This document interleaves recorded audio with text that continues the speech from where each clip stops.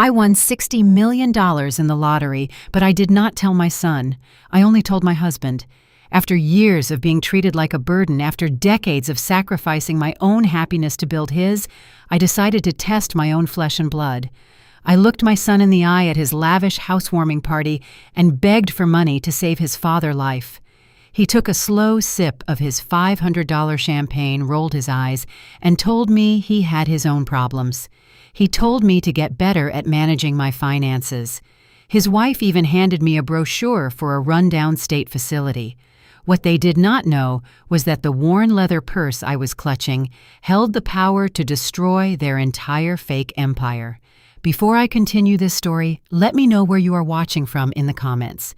Hit like and subscribe if you have ever had to cut off toxic family members to protect your peace. Trust me, you will want to hear exactly how I handled what came next. The clinking of crystal glasses and the smooth sound of a live jazz quartet filled the massive living room of my son, Malik, new $3 million mansion. I am Gloria. I am 62 years old and a retired head nurse who spent decades working grueling double shifts so my son could go to the best private schools in Atlanta.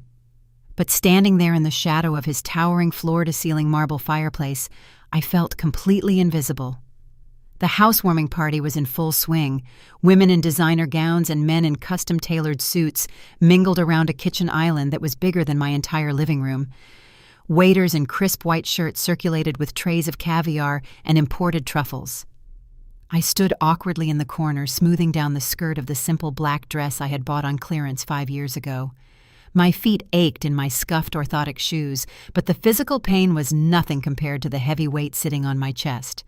I had not come here to celebrate. I had come because I was desperate. I waited until Malik stepped away from a group of wealthy investors. He looked so polished, so arrogant in his fitted charcoal suit. I gently pulled his sleeve. "Malik, baby, I need to talk to you for a minute," I whispered, my voice trembling just a little despite my best efforts to stay strong. He sighed heavily, his jaw tightening. He was clearly annoyed that his mother was interrupting his networking. "What is it, Mom?" he asked, not even bothering to look me in the eye, as he signaled a waiter to refill his glass. "Can you make it quick? I have important clients here." "It is your father," I said, keeping my voice low so nobody else would overhear our private business. "His insurance just denied the claim for his new heart medication. The pharmacy needs $3,500 out of pocket, Malik. We do not have it, and if Calvin does not take this medicine, the doctor said his heart could give out at any moment. I need a loan. Just a small loan until we figure something out with the appeals process." Malik finally looked down at me, but there was no concern in his eyes. There was only irritation. He took a slow, deliberate sip of his Dom Perignon. A bottle I knew cost at least $500 because his wife Brittany made sure to announce the vintage to everyone when they popped the cork earlier that evening. He rolled his eyes, letting out a dry, condescending chuckle that felt like a slap across the face. "Mom, I have my own overhead to worry about now," he said, gesturing broadly at the vaulted ceilings and the expensive modern art hanging on the walls. "This place does not pay for itself. You and Dad need to develop better financial literacy, not come begging for handouts every time there is a medical bill." I stood there absolutely stunned. Handouts.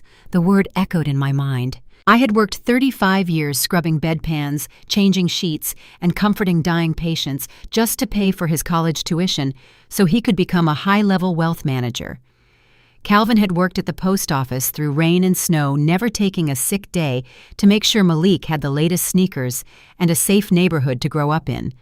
We had remortgaged our own tiny house twice to help him out of debt when he was just starting out in his career.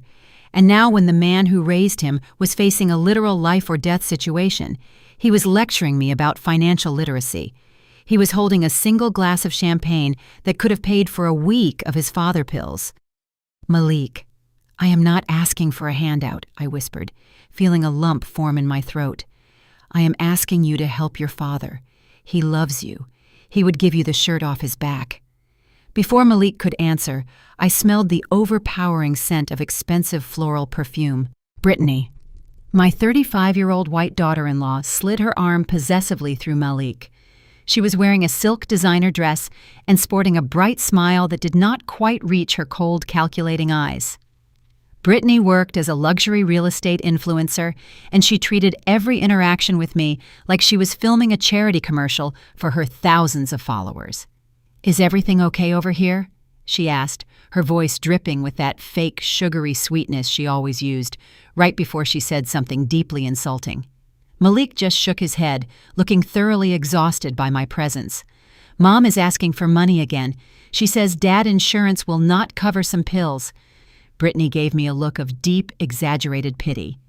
She tilted her head, placing a manicured hand over her heart. "Oh, Gloria," she sighed loud enough for a nearby couple to turn and look. "You know it is so common for people from your generation and your specific background to struggle with money management. It is a generational trauma, really. We talk about this on my podcast all the time. We cannot just give you cash because we are trying to teach you independence. We have to set boundaries for your own good." I stared at her, unable to comprehend the sheer audacity. She was lecturing a woman who had managed a hospital floor and a household budget for 40 years about independence. But I did find this. Brittany continued reaching into her expensive designer clutch.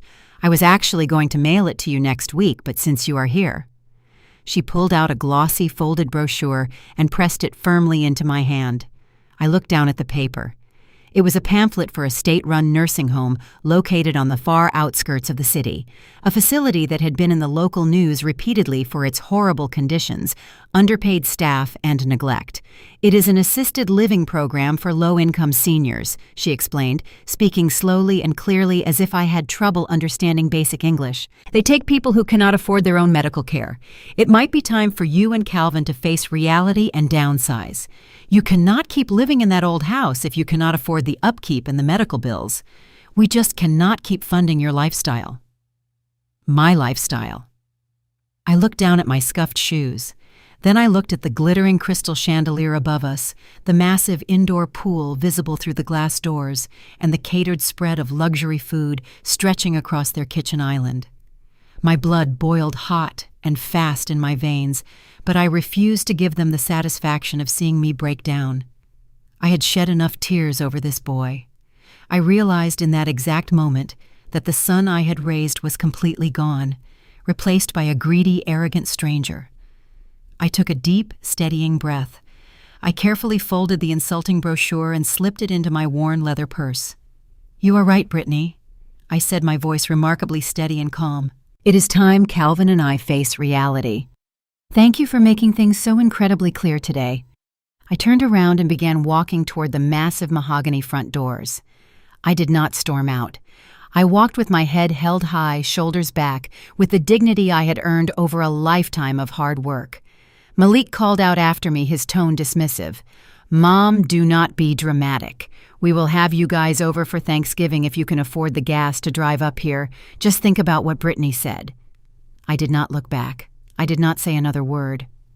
I pushed open the heavy doors and stepped out into the crisp evening air, leaving the sounds of their extravagant fake life behind. I walked down the long, perfectly paved driveway, clutching my old purse tightly against my chest. They thought I was walking away a defeated beggar. They thought they had finally put me in my place and asserted their dominance. What Malik and Brittany did not know, and what I was absolutely not about to tell them, was that nestled right next to that insulting nursing home brochure was a small piece of paper that was going to change the entire trajectory of our lives. It was the winning lottery ticket I had claimed at the state lottery headquarters just that morning, a ticket worth exactly $60 million.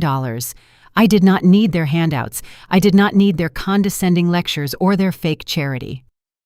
As I reached the end of the driveway and looked back at their glowing mansion, I felt a cold smile form on my lips. The tears were completely gone, replaced by a fierce, burning resolve. The game was on, and I was about to buy their entire world just to sell it for scraps. The drive from the gated communities of the North Side down to South Fulton felt like crossing into an entirely different world. The smooth, manicured roads gave way to cracked pavement and flickering streetlights. My 2012 sedan rattled over every pothole, a stark contrast to the luxury vehicles parked in my son's circular driveway. My hands gripped the steering wheel tightly. The heater was broken again, and the chill seeped through the floorboards. but I barely felt the cold. My chest burned with profound heartbreak and quiet, simmering rage. I had given that boy everything. Calvin and I emptied our savings accounts, skipped vacations, and worn shoes with holes just so Malik could have the absolute best. Tonight, he looked at me like I was a beggar. He told me to get better financial literacy while drinking champagne that cost more than our weekly groceries. As I pulled into our narrow driveway, the sight of our modest single-story house brought tears to my eyes. The paint was peeling around the window frames. The roof needed patching. But this house was built on love and sacrifice. I turned the key in the front door, trying to be quiet. The floorboards creaked under my feet in the narrow hallway. The house was drafty, the wind whistling faintly. I took off my coat and hung it by the door. That is when I heard Calvin's voice coming from the kitchen. It was low and urgent. I paused, holding my breath. I crept closer to the archway and peered around the edge. Calvin was sitting at the worn formica table, bathed in the dim yellow light. He had his reading glasses perched on his nose, holding the landline phone tightly to his ear. "Listen to me," Ray Calvin was saying, his voice thick with a desperate kind of pride. "I know what the market value is. I spent 5 years rebuilding that engine with my own 2 hands. It is a 1968 Pontiac GTO. Original parts, custom leather interior. It is a classic." A brief pause followed. Calvin rubbed his forehead, closing his eyes. The deep lines on his face looked more pronounced tonight. He looked completely exhausted. "I know you run a pawn shop and not a classic car dealership, Ray," Calvin continued, his voice cracking slightly. "But I am not asking for the 50,000 it is worth. I just need 10,000. I need it in cash, and I need it tomorrow morning." My heart stopped. The Pontiac GTO was Calvin's prized possession. It was his sanctuary. For years he would spend hours in our cramped garage covered in grease, humming old Motown songs as he restored that vehicle. It was his dream car. He used to joke that we would drive it cross-country when we finally retired. Now he was begging a pawn shop owner to take it for a fraction of its worth. Calvin gripped the edge of the table. "Look, Ray, my insurance denied my heart pills, and Gloria needs her arthritis treatments too. She is out there tonight, humbling herself to ask our boy for help. But I know Malik. I know how he treats her. I cannot let my wife beg. I cannot lose her, and I cannot leave her alone in this world. 10,000, Ray, please. I will bring the title and the keys at 8 in the morning." I could not listen to another word. My vision blurred with hot, fresh tears. I stepped fully into the kitchen, the floorboards groaning loudly. Calvin jumped, nearly dropping the receiver. His eyes widened in shock as he saw me standing there. "Gloria," he stammered, quickly pulling the phone away. "You are home early, honey." I walked straight across the faded linoleum floor. I reached out and snatched the phone right out of his calloused hand. I slammed the receiver down onto the cradle, disconnecting the call without saying a single word. Calvin stared at me, his chest heaving. He looked like a child caught doing something wrong. "Gloria, I can explain." He started, his voice shaking. "We need the money. I was just making some arrangements. You do not need to worry your pretty head about it." I fell to my knees right there in the middle of our cramped kitchen. I wrapped my arms around his waist and buried my face in his chest, sobbing uncontrollably. The tears I had refused to shed at Malik Mansion finally broke free. I cried for the years of struggle. I cried for the sheer disrespect our son had shown us. But mostly I cried because I was holding a man whose heart was so pure and selfless that he was willing to trade his only dream to make sure I had my medicine. Calvin gently stroked my hair, his rough hands trembling. "Hush, baby, it is okay," he whispered, kissing the top of my head. "It is just a piece of metal. A car cannot keep me warm at night. You are my life, Gloria. I will sell everything I own before I let you go without. We will figure this out." Did Malik say no?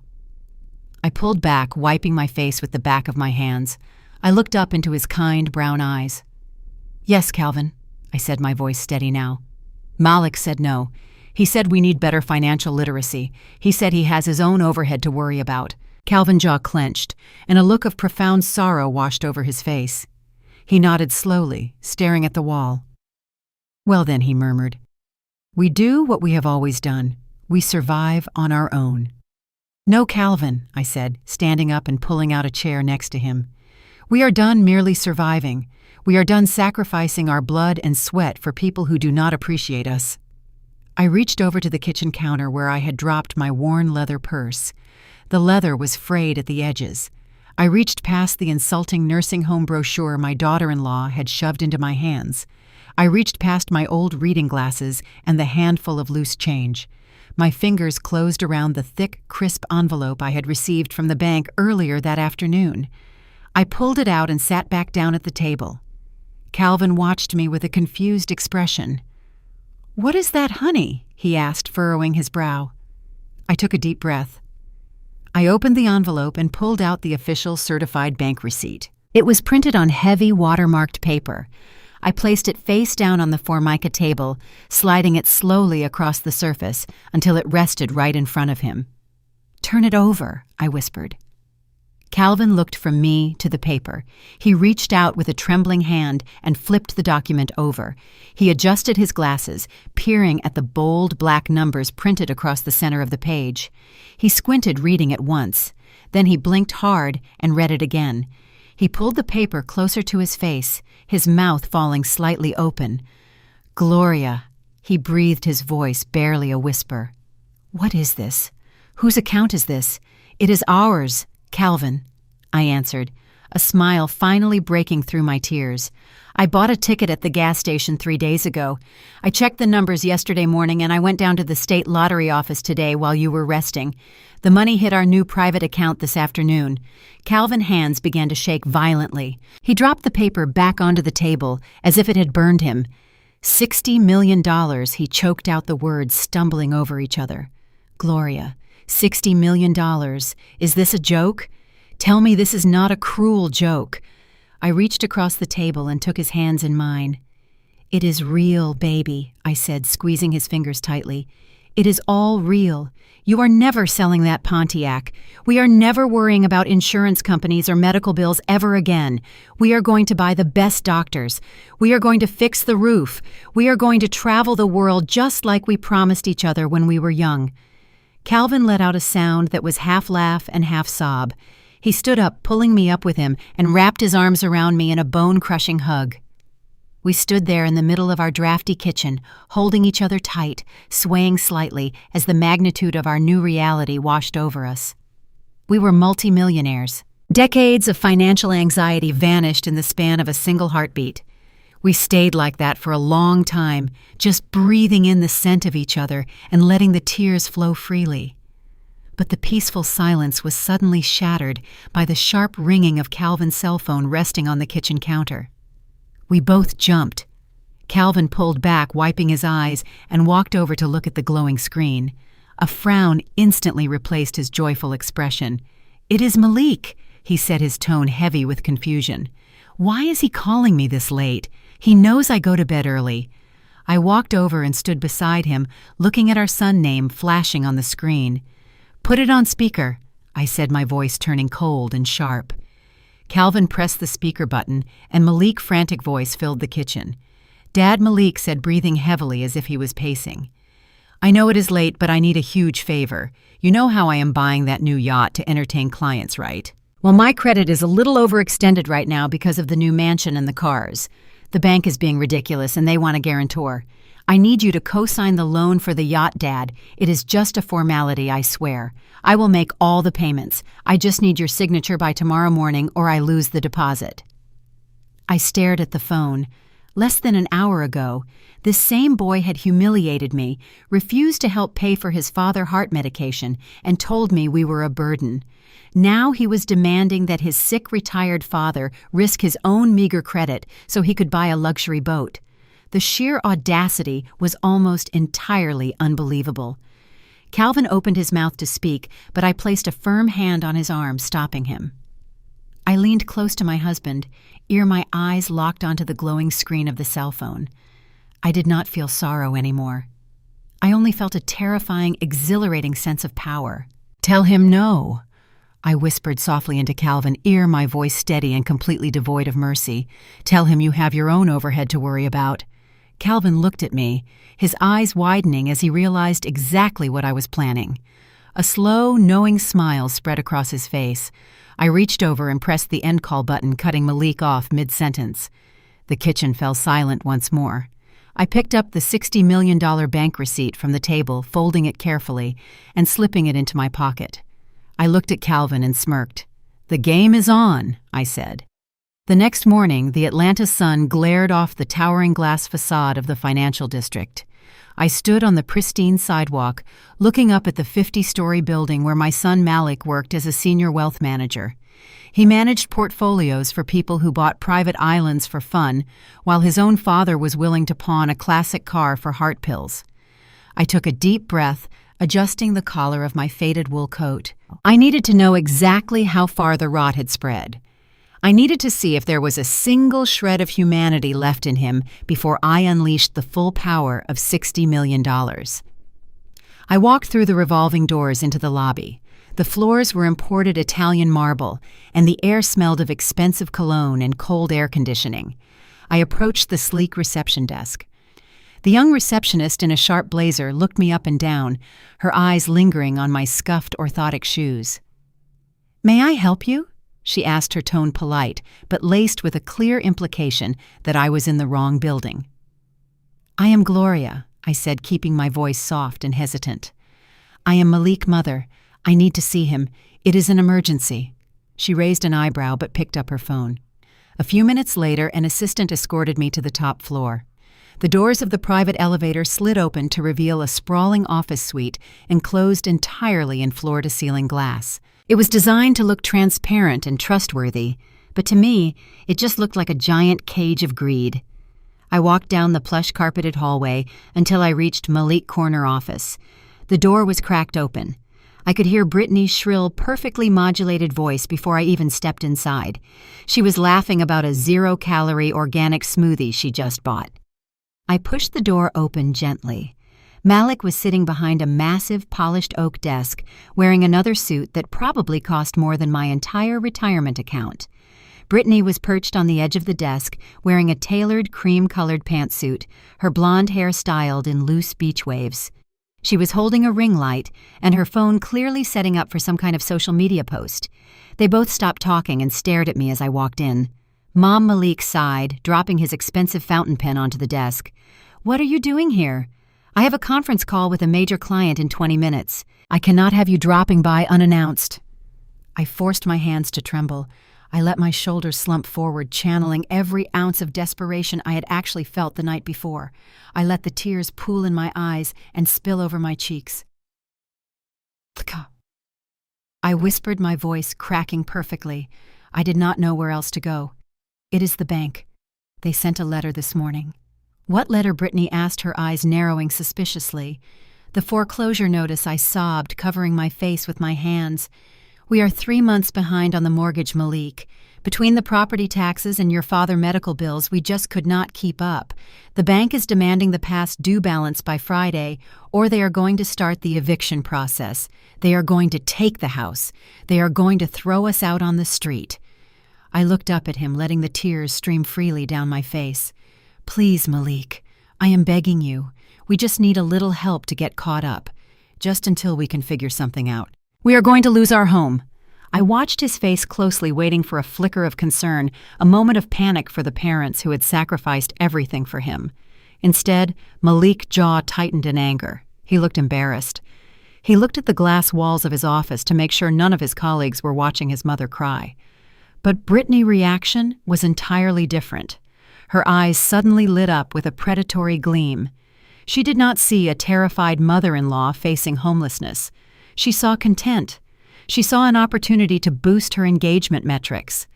"Oh my God, Gloria!" Brittany gasped, jumping off the desk. "This is so tragic. This is exactly what I was talking about on my podcast last week." Before I could even process what she was doing, she grabbed her smartphone and clicked the button to go live on Instagram. She quickly positioned herself in front of me, holding the phone high to capture both of our faces. I was sitting there with tears streaming down my face, looking old and broken, while she looked like a glowing beacon of high society perfection. "Hey guys," Brittany said into the camera, her voice instantly adopting a somber, whispery tone that she reserved for her serious posts. I am going live right now because a very real, very heartbreaking situation is unfolding in our family today. My mother-in-law, Gloria, is here in the office, and she just told us that her house is being foreclosed on. I sat frozen in the chair staring at the glowing screen of her phone as thousands of viewers began to tune in. Little heart icons floated up the side of the screen. Yes, guys, it is devastating. Brittany continued, reaching out to place a manicured hand on my shoulder. She squeezed my shoulder tightly, keeping me trapped in the frame. I talk to you guys all the time about the generational financial trauma in the African American community, and we are seeing it firsthand right now. It breaks my heart to see the older generation struggle because they never had access to the financial literacy and wealth-building tools that Malik and I use every day. They worked hard, but they just did not know how to manage their assets. Malik nodded solemnly, stepping into the frame behind his wife. "Exactly," he said, looking directly into the camera. "It is a tough lesson, but a necessary one. We cannot just bail them out because that enables the cycle of financial irresponsibility. We have to break the generational curse." Brittany looked back at the camera, her eyes wide with fake empathy. "We are going to help them transition into a more suitable, low-income living arrangement, guys. We are doing the tough love thing today. Please drop some prayer emojis in the chat for Gloria and Calvin as they navigate the consequences of their financial choices. And remember, guys, link in my bio for my new course on protecting your real estate assets. Love you all." She tapped the screen and ended the live stream. She let go of my shoulder and immediately started scrolling through the comments, a satisfied smile spreading across her face. "That is going to get so much engagement," she muttered to herself. I sat there in the chair, the fake tears drying on my cheeks. The sheer magnitude of their cruelty was breathtaking. She had just used my supposed homelessness to sell a real estate course to her followers while pretending to be a white savior, rescuing her poor, uneducated black in-laws from their own ignorance. And my own son had stood right beside her and validated every single word. Malik checked the heavy gold watch on his wrist and walked around the desk.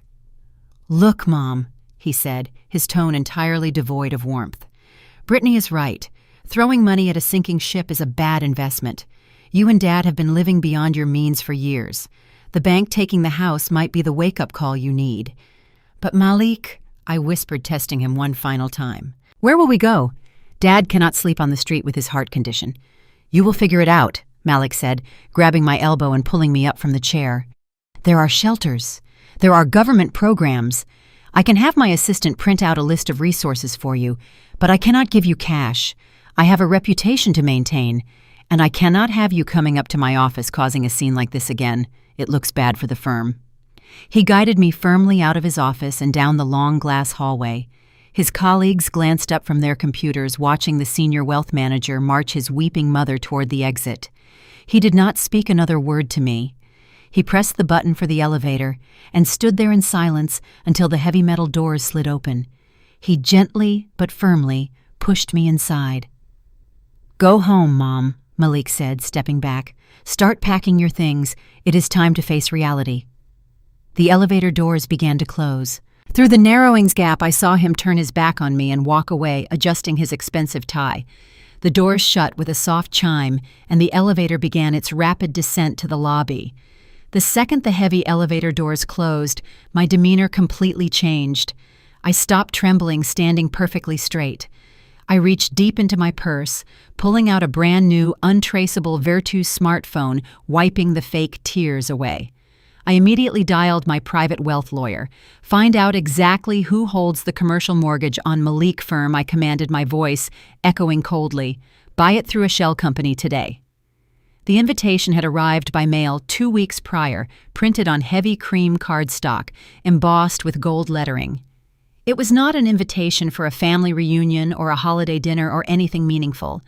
It was a formal request to attend the first birthday party of Winston the Golden Doodle, belonging to my son Malik and his wife Brittany. The venue was the Oakwood Country Club. Oakwood was an ultra-exclusive, predominantly white establishment, nestled in the absolute wealthiest zip code in the entire state of Georgia. It was the kind of place where memberships were passed down through generations, and the initiation fees alone cost more than the house Calvin and I had lived in for 40 years. It was a place where people like us were usually only seen wearing service uniforms and carrying trays. But we were Malik parents, so Calvin insisted we go. He spent 3 entire days in his drafty garage carving a beautiful custom wooden bone for the dog, sanding it down until it was smooth as glass. I wore my best floral Sunday dress, and Calvin wore his neatly pressed navy blue suit, which was slightly frayed at the cuffs, but impeccably clean. We drove my rattling 2012 sedan up the winding tree-lined driveway of the club and parked as far away from the rows of luxury vehicles as possible. As we walked toward the sprawling emerald green lawn behind the main clubhouse, the sheer absurdity of the situation hit me like a physical blow. Waiters in white gloves were circulating with silver trays of organic dog treats and champagne. A custom-built dog agility course was set up near the pristine tennis courts. Dozens of wealthy club members dressed in crisp white linen and pastel polo shirts were sipping expensive cocktails while their purebred dogs played. I thought about the $3,500 Malik had completely refused to give his father for life-saving medication just a few days ago. He had claimed he had his own overhead to worry about. Yet here he was hosting a catered luxury event for a pet. My heart hardened into a cold, solid stone in my chest, but I kept my face perfectly neutral. I squeezed Calvin's hand as we approached the main gathering area. It did not take long for Brittany to spot us. She was standing near a massive floral arrangement shaped like a paw print, wearing a designer sundress and a wide-brimmed straw hat. The moment her cold eyes landed on us, her bright camera-ready smile vanished completely. Her face drained of color. She whispered something frantically to Malik, who was standing next to her holding a glass of scotch. Malik slowly glanced in our direction, and his entire body tensed. But instead of walking over to greet the parents who gave him life and sacrificed everything for his success, he simply turned his back. He turned his back and pretended to be deeply engrossed in a conversation with an older gentleman. He acted as if we were completely invisible. He acted as if he did not know us at all. Brittany, however, marched directly toward us. She moved with a fast, aggressive stride, completely ignoring the hand-carved wooden gift Calvin was holding out to her. "What are you doing here?" she hissed, her voice tight and low so the surrounding wealthy guests would not hear. I stared at her, calmly absorbing the venom in her tone. "We received an invitation in the mail, Brittany," I said, keeping my voice level and polite.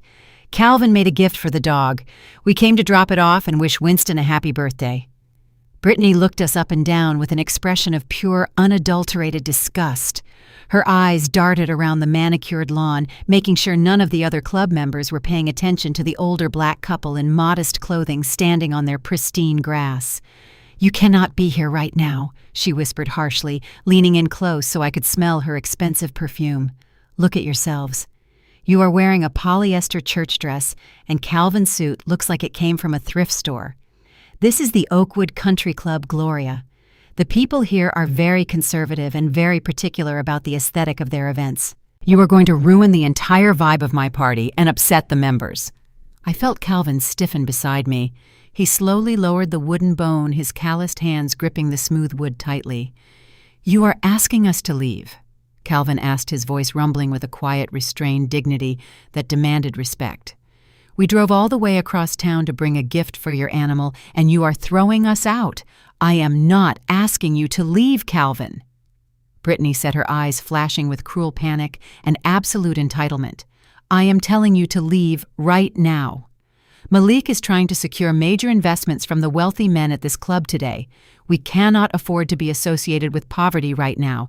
It is a bad look for his brand. Please just go back to South Fulton where you belong before I have to make a scene and have you removed." She did not wait for us to answer. She immediately raised her hand and signaled to 2 large security guards standing near the clubhouse entrance. The guards wore crisp white shirts and dark sunglasses. They saw her frantic waving and immediately began walking toward us, their expressions stern and uncompromising. Malik finally glanced over his shoulder. He saw the security guards approaching his own parents. He saw the deep distress on his father's face, And then my son, wealthy, educated, successful Malik, simply took another sip of his scotch and looked away again, leaving us to be publicly humiliated by his wife and the club staff. The betrayal cut deeper than any knife. It was a cold, calculated dismissal of our entire existence. I realized in that moment that he was truly lost to us. The 2 security guards arrived at our side, blocking our path. "Ma'am, sir," one of the guards said, his tone flat and authoritative, carrying no warmth whatsoever. "We are going to have to ask you to step off the premises immediately. This is a private event for members and invited guests only." "We were invited," I said, my voice steady and unwavering. I did not raise my voice. I did not give Brittany the satisfaction of seeing the angry black woman stereotype she so desperately wanted to project onto me to justify her cruelty. "We have an invitation." Brittany let out a short, mocking laugh, crossing her arms over her chest. "They were accidentally added to the mailing list by my assistant," she told the guard, waving her hand dismissively as if swatting away an insect. "They do not belong here at all. Please escort them to the parking lot. They are trespassing on private property." The second guard stepped forward and actually reached out, grabbing Calvin by the arm. "Come on, old man," the guard said roughly, trying to pull my husband toward the exit. "Let us go quietly now. Do not make this harder than it has to be." Calvin's jaw set in a hard line. He did not fight back, but he planted his feet, firmly refusing to be dragged like a common criminal across the grass. "Let go of my arm," Calvin said, his voice echoing with the quiet, absolute authority of a man who had worked hard and honestly his entire life. I stood there watching the scene unfold with crystal clarity. I watched my daughter-in-law smirking with arrogant triumph. I watched my son deliberately ignoring us to protect his fragile ego. I watched the wealthy club members pointing and whispering behind their hands, and I felt a profound, immense sense of peace wash over me. I had given them every chance to be decent. I had offered them every opportunity to show a shred of humanity. They had failed every single test spectacularly. Before the guard could yank Calvin's arm again, the heavy glass doors of the main clubhouse burst open with a loud crash. A short, balding man in an immaculate tailored suit came sprinting across the patio. He was sweating profusely, his face flushed bright red as he ran across the manicured grass, waving his arms frantically in the air. "Stop!" he yelled, his voice cracking with sheer absolute panic. "Stop right there! Take your hands off that man immediately!" It was the general manager of the Oakwood Country Club. He arrived breathless, nearly slipping on the grass as he shoved the massive security guard away from my husband. The guards looked completely bewildered, backing away instantly and lowering their hands. The wealthy guests nearby stopped talking and turned to watch the commotion, their drinks frozen in midair. Malik and Brittany finally looked over, genuine confusion replacing their arrogant expressions. The general manager did not look at Brittany. He did not look at Malik. He turned directly to me and bowed. He actually bowed, bending forward from the waist with an expression of absolute terror on his face. "Madam Gloria," he gasped, struggling to catch his breath, wiping sweat from his brow. "I am so profoundly sorry. I apologize from the absolute bottom of my heart. We had no idea you were arriving today. The staff was not informed of your visit. Please forgive this completely unacceptable behavior by my security team." Brittany took a step forward, her brow furrowed in deep confusion and growing anger. "Excuse me," she said, her voice losing its sugary sweetness and turning sharp. "What exactly are you doing? These people are trespassing. They are ruining my event and bothering my guests. Have them removed this instant." The general manager straightened up and shot Brittany a look of pure, withering contempt that could have frozen a river. He then turned back to me, his hands clasped nervously in front of his chest. "Madam," the manager continued, his tone incredibly respectful, completely ignoring Brittany's demands. "The board of directors received the finalized paperwork an hour ago. We are entirely at your service. Your private luxury suite in the clubhouse has been prepared, and your transportation is waiting. Shall I escort you and your husband inside, away from this crowd?" I looked at the manager. Then I looked at Brittany, whose mouth was currently hanging wide open in utter shock. I looked past her to Malik, who was staring at us with wide, terrified eyes, desperately trying to process why the powerful manager of his elite club was treating his poor mother like royalty. They were too far away to hear the exact words the manager was speaking, but they could clearly see the extreme deference, the bowing, the absolute panic of the staff. "That would be lovely," I said to the manager, my voice carrying just enough for Brittany to hear the calm, absolute authority in my tone. "My husband and I are quite finished with this little gathering anyway. It lacks basic class and human decency." I gently took the wooden bone from Calvin's hands. I walked right up to Brittany, who was standing frozen like a statue, unable to process what was happening.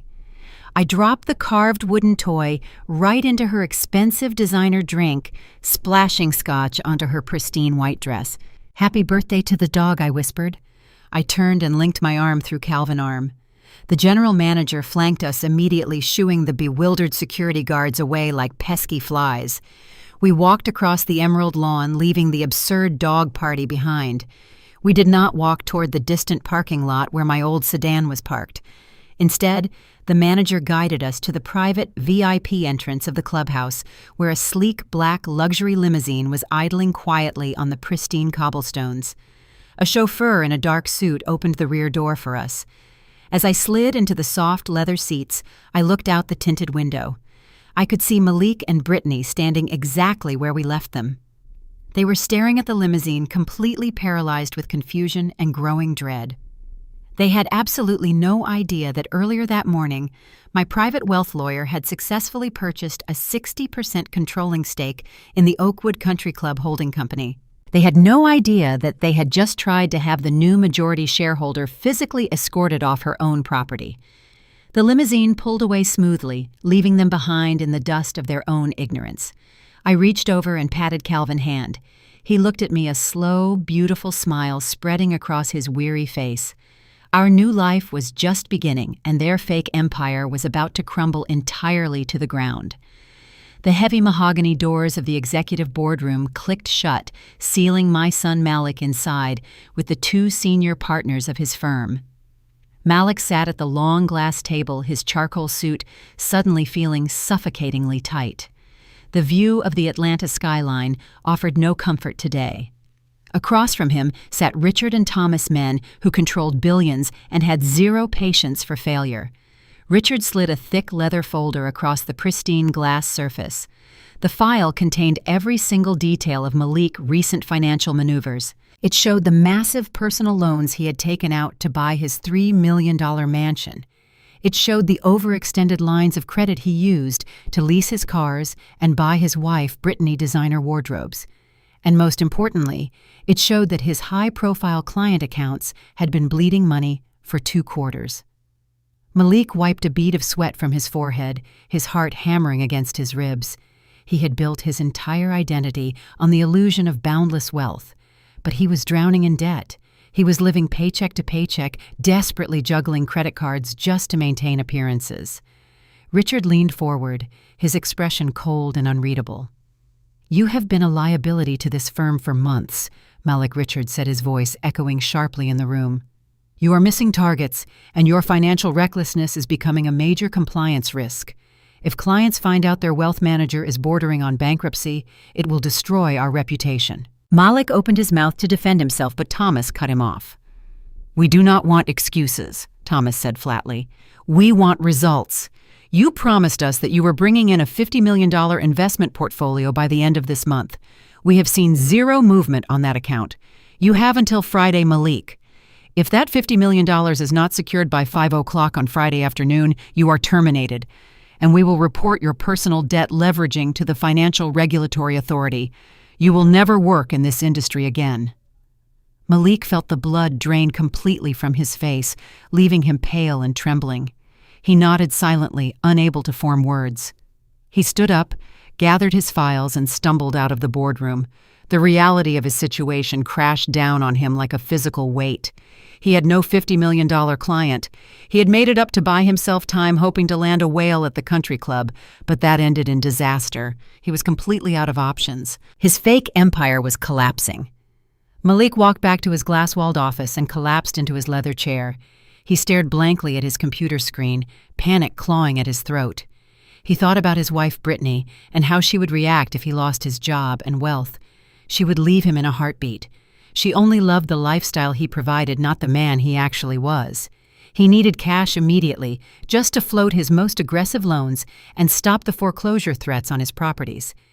He pulled out his phone, frantically scrolling through contacts, looking for anyone who could give him a bridge loan.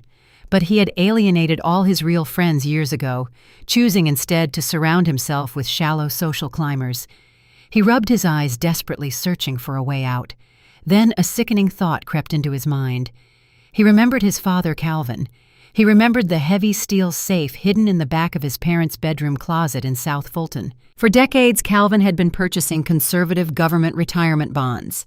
Every month, without fail, Calvin would take a small portion of his meager postal worker salary and buy a bond, locking it away for emergencies. Malik knew the combination because Calvin had given it to him years ago in case something happened to them. He knew there was at least $100,000 in matured bonds sitting in the dark, collecting dust. It was his parents' entire life savings, the money they needed to survive their final years. But Malik rationalized it instantly. They do not need that much money, he told himself, his mind twisting the betrayal into logic. They live in a cheap house. I can pay them back next year when I get back on my feet. They owe me anyway for all the stress they caused at the country club.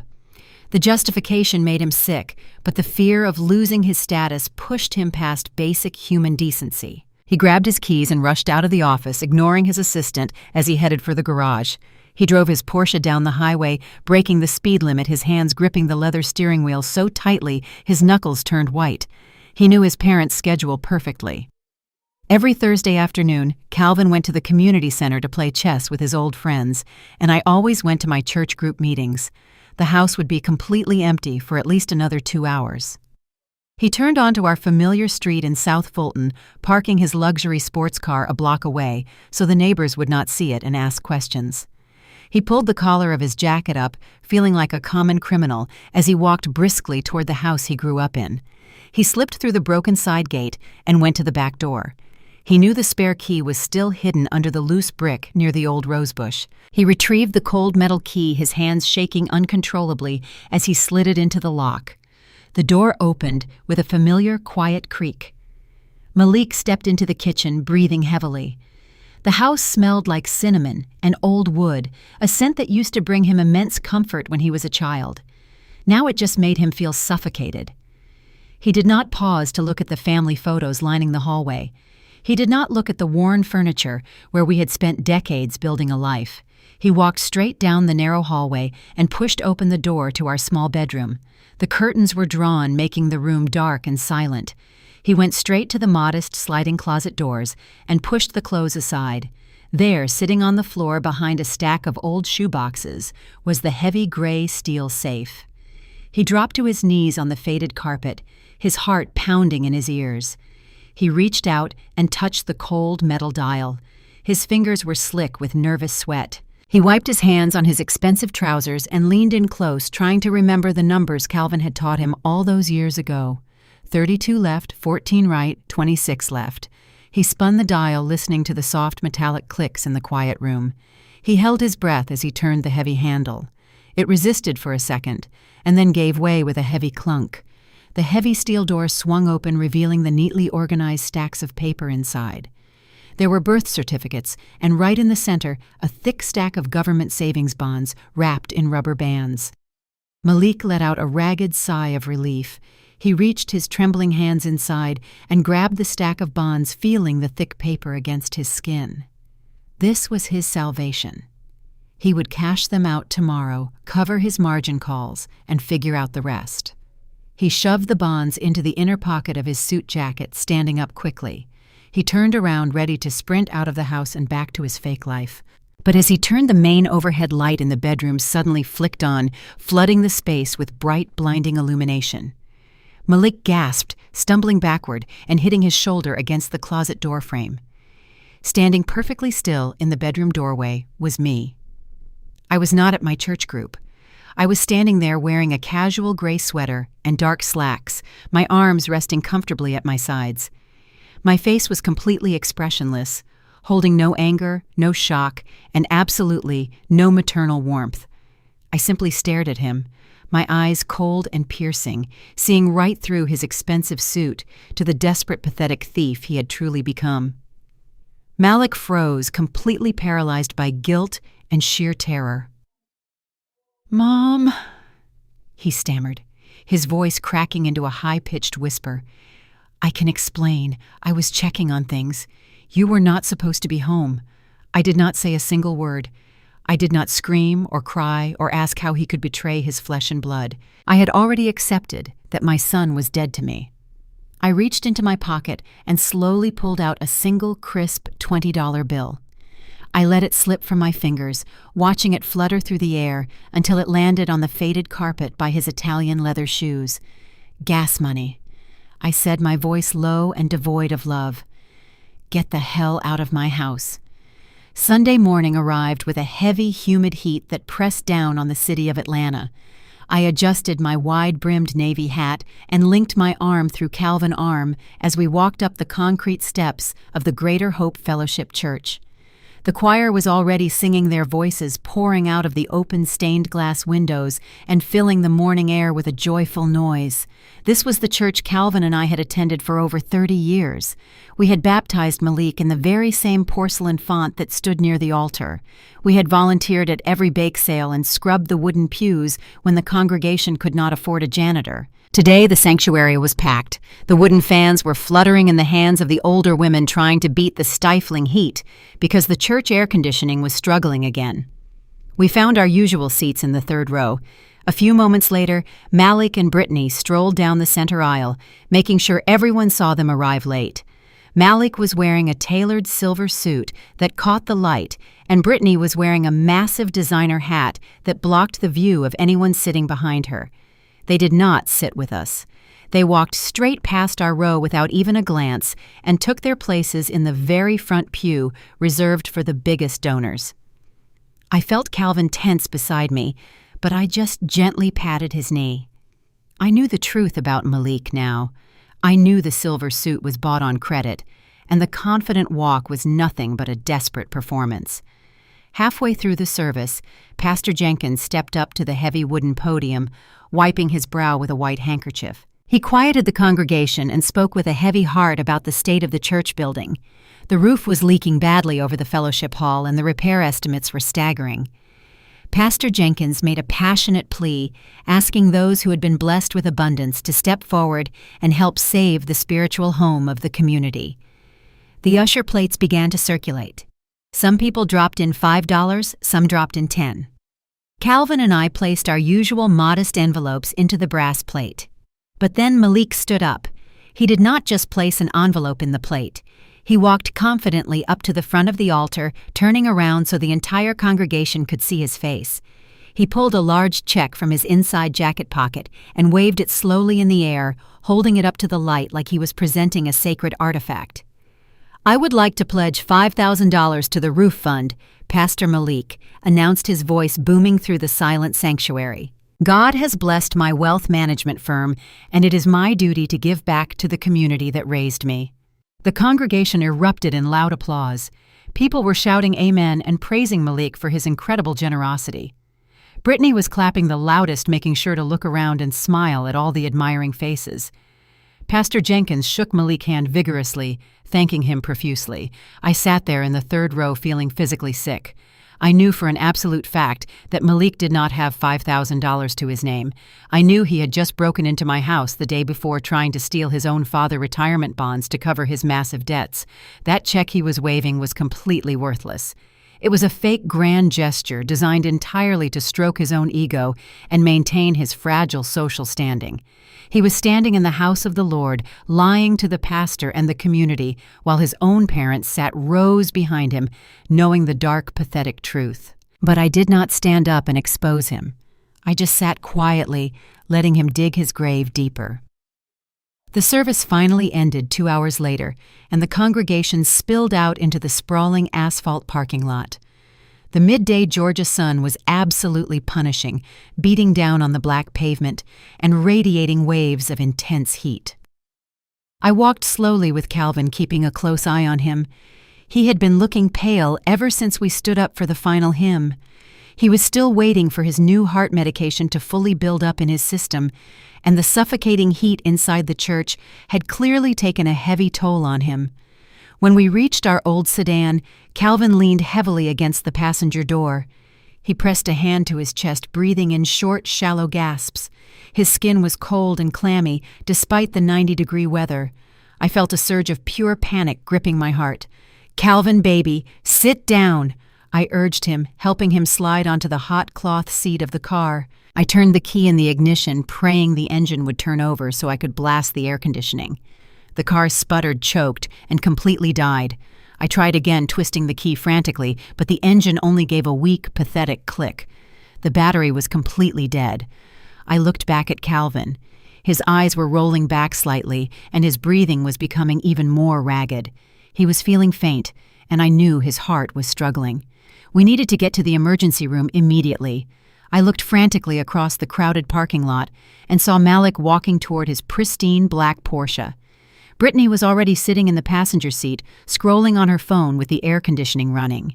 I dropped my keys and sprinted across the melting asphalt, pushing past groups of chatting church members.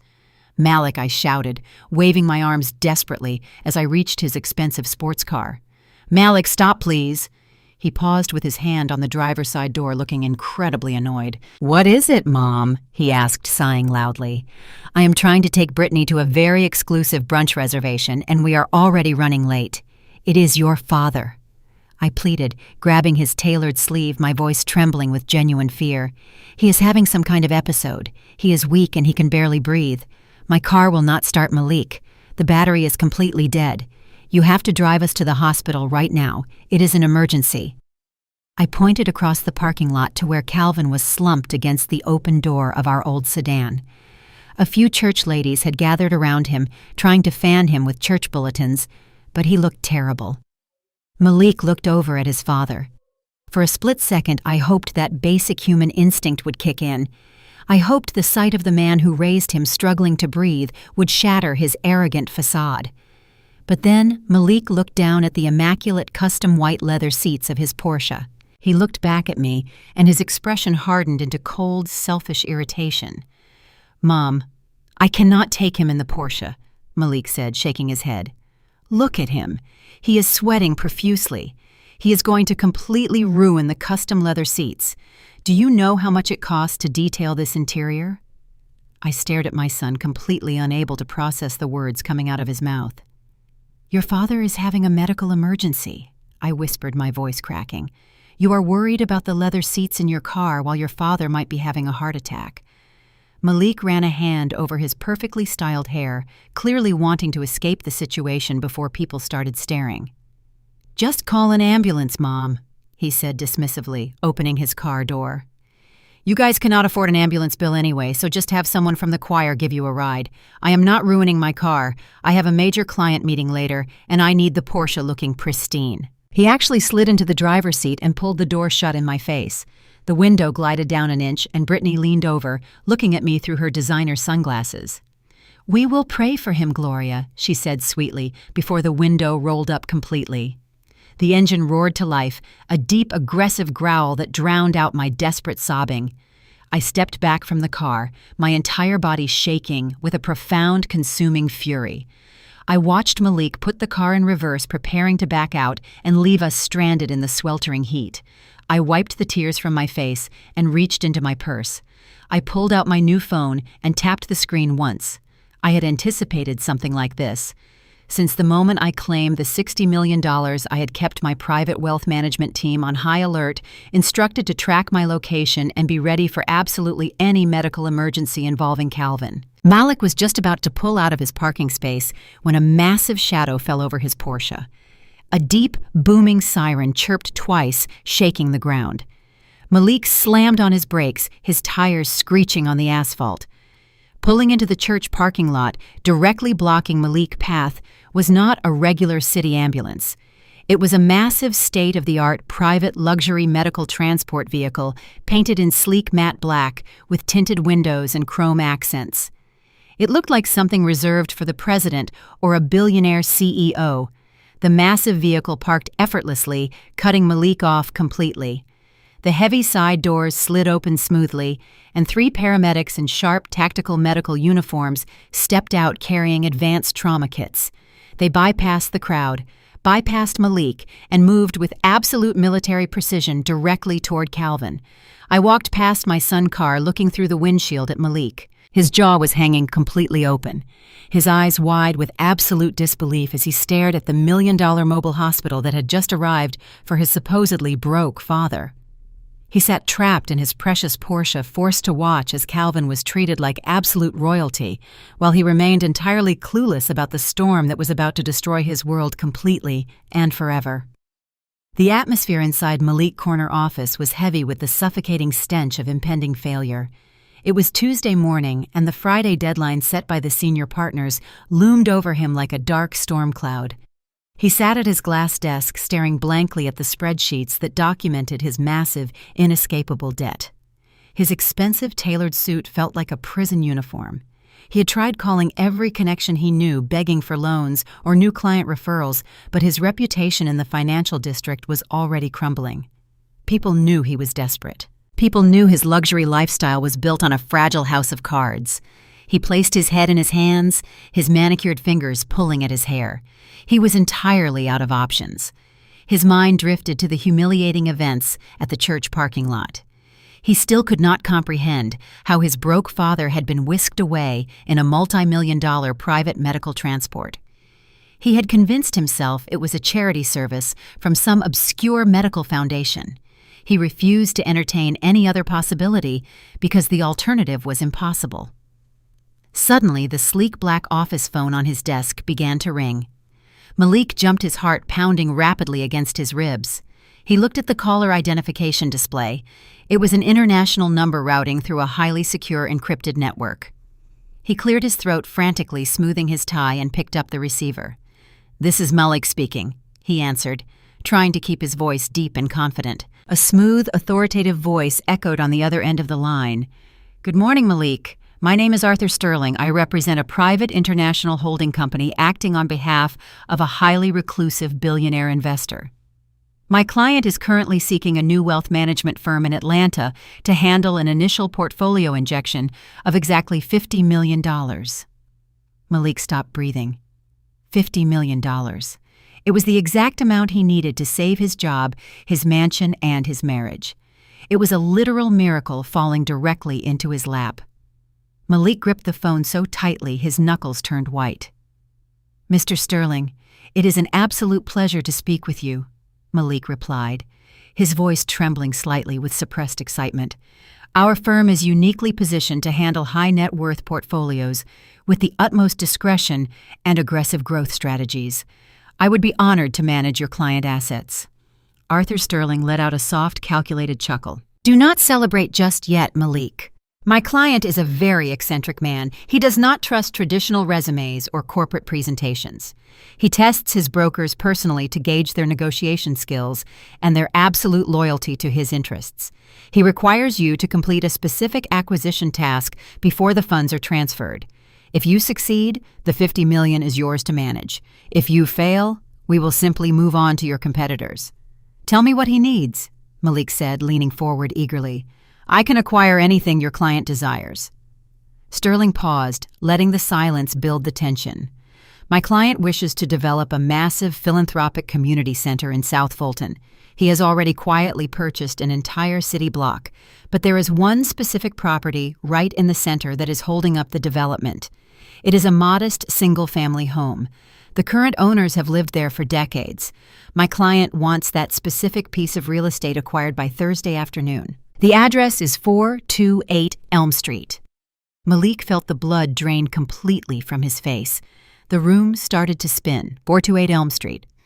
It was his parents' house. It was the exact same house where his father had nearly died just 2 days ago. It was the house he had tried to rob. How on earth did a shadow billionaire want his parents' tiny, worthless property? It had to be a bizarre coincidence. But Malik could not say no. If he said no, he was finished. He swallowed hard, his throat completely dry. "Consider it done, Mr. Sterling." Malik lied, his voice barely a whisper. "I will secure the deed by Thursday." The moment Sterling hung up, Malik dialed his wife. Brittany picked up immediately the sound of a luxury nail salon in the background. "Brittany, listen to me," Malik said, speaking fast and frantic. "I just got a lifeline. A billionaire wants to invest $50 million with me. It will save everything. But there is a catch. He needs me to buy my parents' house. He needs the deed by Thursday." Brittany scoffed loudly.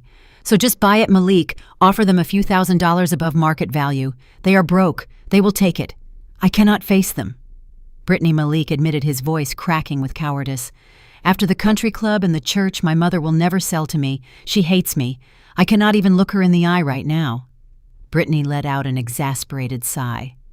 "You are so useless sometimes, Malik. Fine. I will handle it. Your father was discharged from the hospital yesterday, right? He is probably heavily medicated and resting at home. Your mother goes to the grocery store every Wednesday afternoon for exactly 2 hours. I will go to the house while she is gone. I will bring the deed transfer paperwork and tell Calvin they are medical insurance forms from the hospital. He cannot read the small print without his glasses anyway, and he trusts me because I am white and sound professional. I will get his signature, have it notarized by my friend, and we will be rich again." It was a despicable plan. It was predatory and vile, but Malik was too weak to stop her. He agreed, thanking his wife profusely. The next afternoon, Brittany drove her white Range Rover into South Fulton, parking a block away from the house, just like Malik had done before.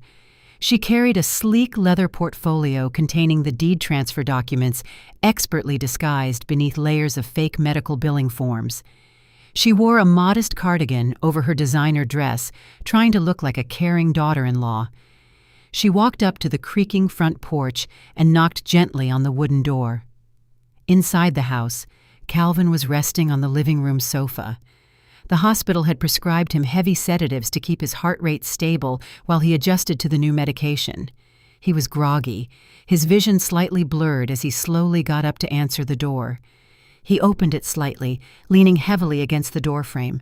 Brittany stood there holding a plastic container of store-bought soup and a bright, fake smile. "Hi, Calvin," she said, her voice dripping with artificial sweetness. "I heard you were home from the hospital. I felt so terrible about what happened on Sunday, so I brought you some soup, and I wanted to help you with your discharge paperwork. I know Gloria gets so overwhelmed with these things." Calvin blinked slowly, trying to focus his eyes. He was too exhausted to argue. He simply nodded and stepped aside, letting her into the house. Brittany walked straight to the kitchen table, setting the soup down and immediately opening her leather portfolio. She spread the papers out, her heart beating fast with greedy anticipation. She needed him to sign quickly before Gloria returned. Calvin shuffled into the kitchen, lowering himself into a chair with a heavy sigh. "These are just the standard insurance liability waivers from the private ambulance company." Brittany lied smoothly, pulling a gold pen from her purse and placing it in his hand. "They need your signature to process the claim, so you do not get billed for the transport. Just sign right here at the bottom, Calvin. It is just standard procedure." Calvin looked down at the papers. The words were swimming on the page. His head felt incredibly heavy from the sedatives. He lifted the heavy gold pen, his hand shaking slightly as he moved it toward the dotted line. Brittany leaned over him, her eyes fixed hungrily on the tip of the pen, waiting for the ink to touch the paper and secure her millions. But the pen never touched the paper. The heavy front door swung open with a loud, forceful bang. Brittany spun around in shock. I walked into the kitchen wearing my casual clothes, my worn purse slung over my shoulder. In my right hand, I held a tall glass of ice water. I walked directly toward the table, my eyes locked onto her terrified face. Without breaking stride, I raised my arm and threw the freezing water directly into her face. Brittany shrieked, dropping the gold pen. I snatched the contract from the table, looking at her pathetic, greedy expression with absolute disgust, as she realized her entire fake empire was completely falling apart today. "The game is finally over now. You are too late, sweetie." The deed was transferred to an LLC a week ago. Thursday morning brought nothing but terror to my son Malik. The deadline set by his firm was rapidly approaching, and his fake empire was crumbling. He had failed to secure the deed to our house. The shadow billionaire $50 million investment was slipping through his fingers. He knew the senior partners would audit his accounts on Friday morning. They would find the massive holes where he had embezzled company funds to pay for his luxury cars. He was entirely out of legitimate options. He was a drowning man willing to drag anyone down with him just to catch a single breath of air. Driven by pure cowardice, Malik drove his Porsche to the gritty industrial district. He parked outside a dimly lit warehouse that smelled of motor oil. He walked inside trembling to meet a man named Silas. Silas was a notorious loan shark. Malik sat across from Silas at a rusted metal desk, his hands shaking violently. He begged for a bridge loan of $200,000, claiming it was to float his accounts. Silas leaned back in his chair, his eyes cold and calculating. He told Malik he required collateral, solid assets he could seize the moment Malik missed a payment. Malik hesitated for only a fraction of a second before committing the ultimate betrayal. His own mansion was mortgaged to the hilt. His cars were leased. He had absolutely nothing of real value to his name. So he reached into his designer briefcase and pulled out the forged property documents Brittany had tried to force Calvin to sign. The papers contained our home address in South Fulton. Malik lied directly to the loan shark, claiming he was the legal proxy for his elderly parents and that our house was fully paid off. He signed the illegal contract, trading the safety of his parents, who had sacrificed everything for him just to buy himself a few more days of pretending to be rich. Silas handed him a duffel bag full of cash with a strict warning about what would happen if the debt was not settled by the weekend. Thursday evening settled over our quiet neighborhood in South Fulton. The heavy, humid air outside was completely still. Calvin and I were sitting in our small living room. Calvin was resting in his favorite armchair, the new heart medication finally bringing some color back to his tired face. I was sitting on the sofa feeling a profound sense of peace, knowing our future was secured by the $60 million resting safely in my private accounts. But that peace was violently shattered by the sound of heavy boots stomping onto our front porch. Before we could even process the noise, a series of massive, aggressive blows hammered against our wooden front door. Calvin sat up instantly, his protective instincts kicking in. He pushed himself out of the armchair, ignoring my pleas. He walked straight to the hallway closet and pulled out the heavy wooden baseball bat he had kept there for over 30 years. He gripped the worn handle tightly, his jaw set in a hard, uncompromising line. He was a proud man who would never allow his sanctuary to be invaded. I stood right behind him, my heart beating steadily in my chest. I knew my private security team was parked 2 streets over monitoring the property, but I needed to see exactly how this situation would unfold. Calvin unlocked the deadbolt and pulled the door open. Standing on our porch were 3 massive men covered in tattoos wearing heavy leather jackets. The largest of the 3 men stepped forward, blocking the doorway with his massive frame. He held up a crumpled piece of paper that had Malik's signature scrawled across the bottom. "We are here on behalf of Silas." The man growled, his voice deep and menacing. "Your son owes us $200,000, and he put this address down as collateral. We are here to collect the money, or we are taking the property. You have exactly 5 minutes to clear out before we start breaking things." He did not step back. He tightened his grip on the wooden bat and stepped directly into the threshold of the door. He looked the massive thug dead in the eye, channeling decades of quiet strength. "You will not touch this house," Calvin said. "My son does not own this property, and you have been lied to. Now get off my porch before I call the police."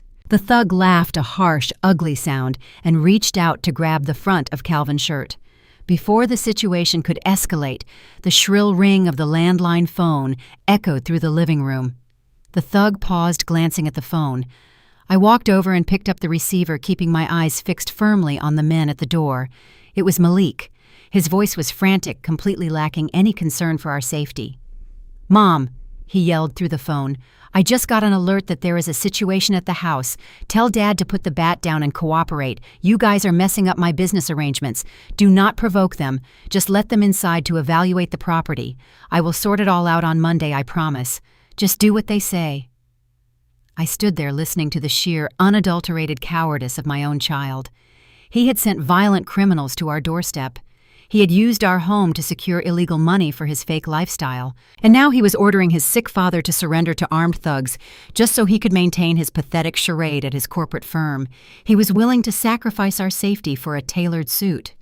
I did not yell. I did not cry. I looked at the massive men standing on my porch, threatening my husband. Then I spoke directly into the phone. "You sent wolves to our door, Malik," I said. "But you forgot that you do not own the woods. You have made the final mistake of your miserable life." I slammed the receiver down.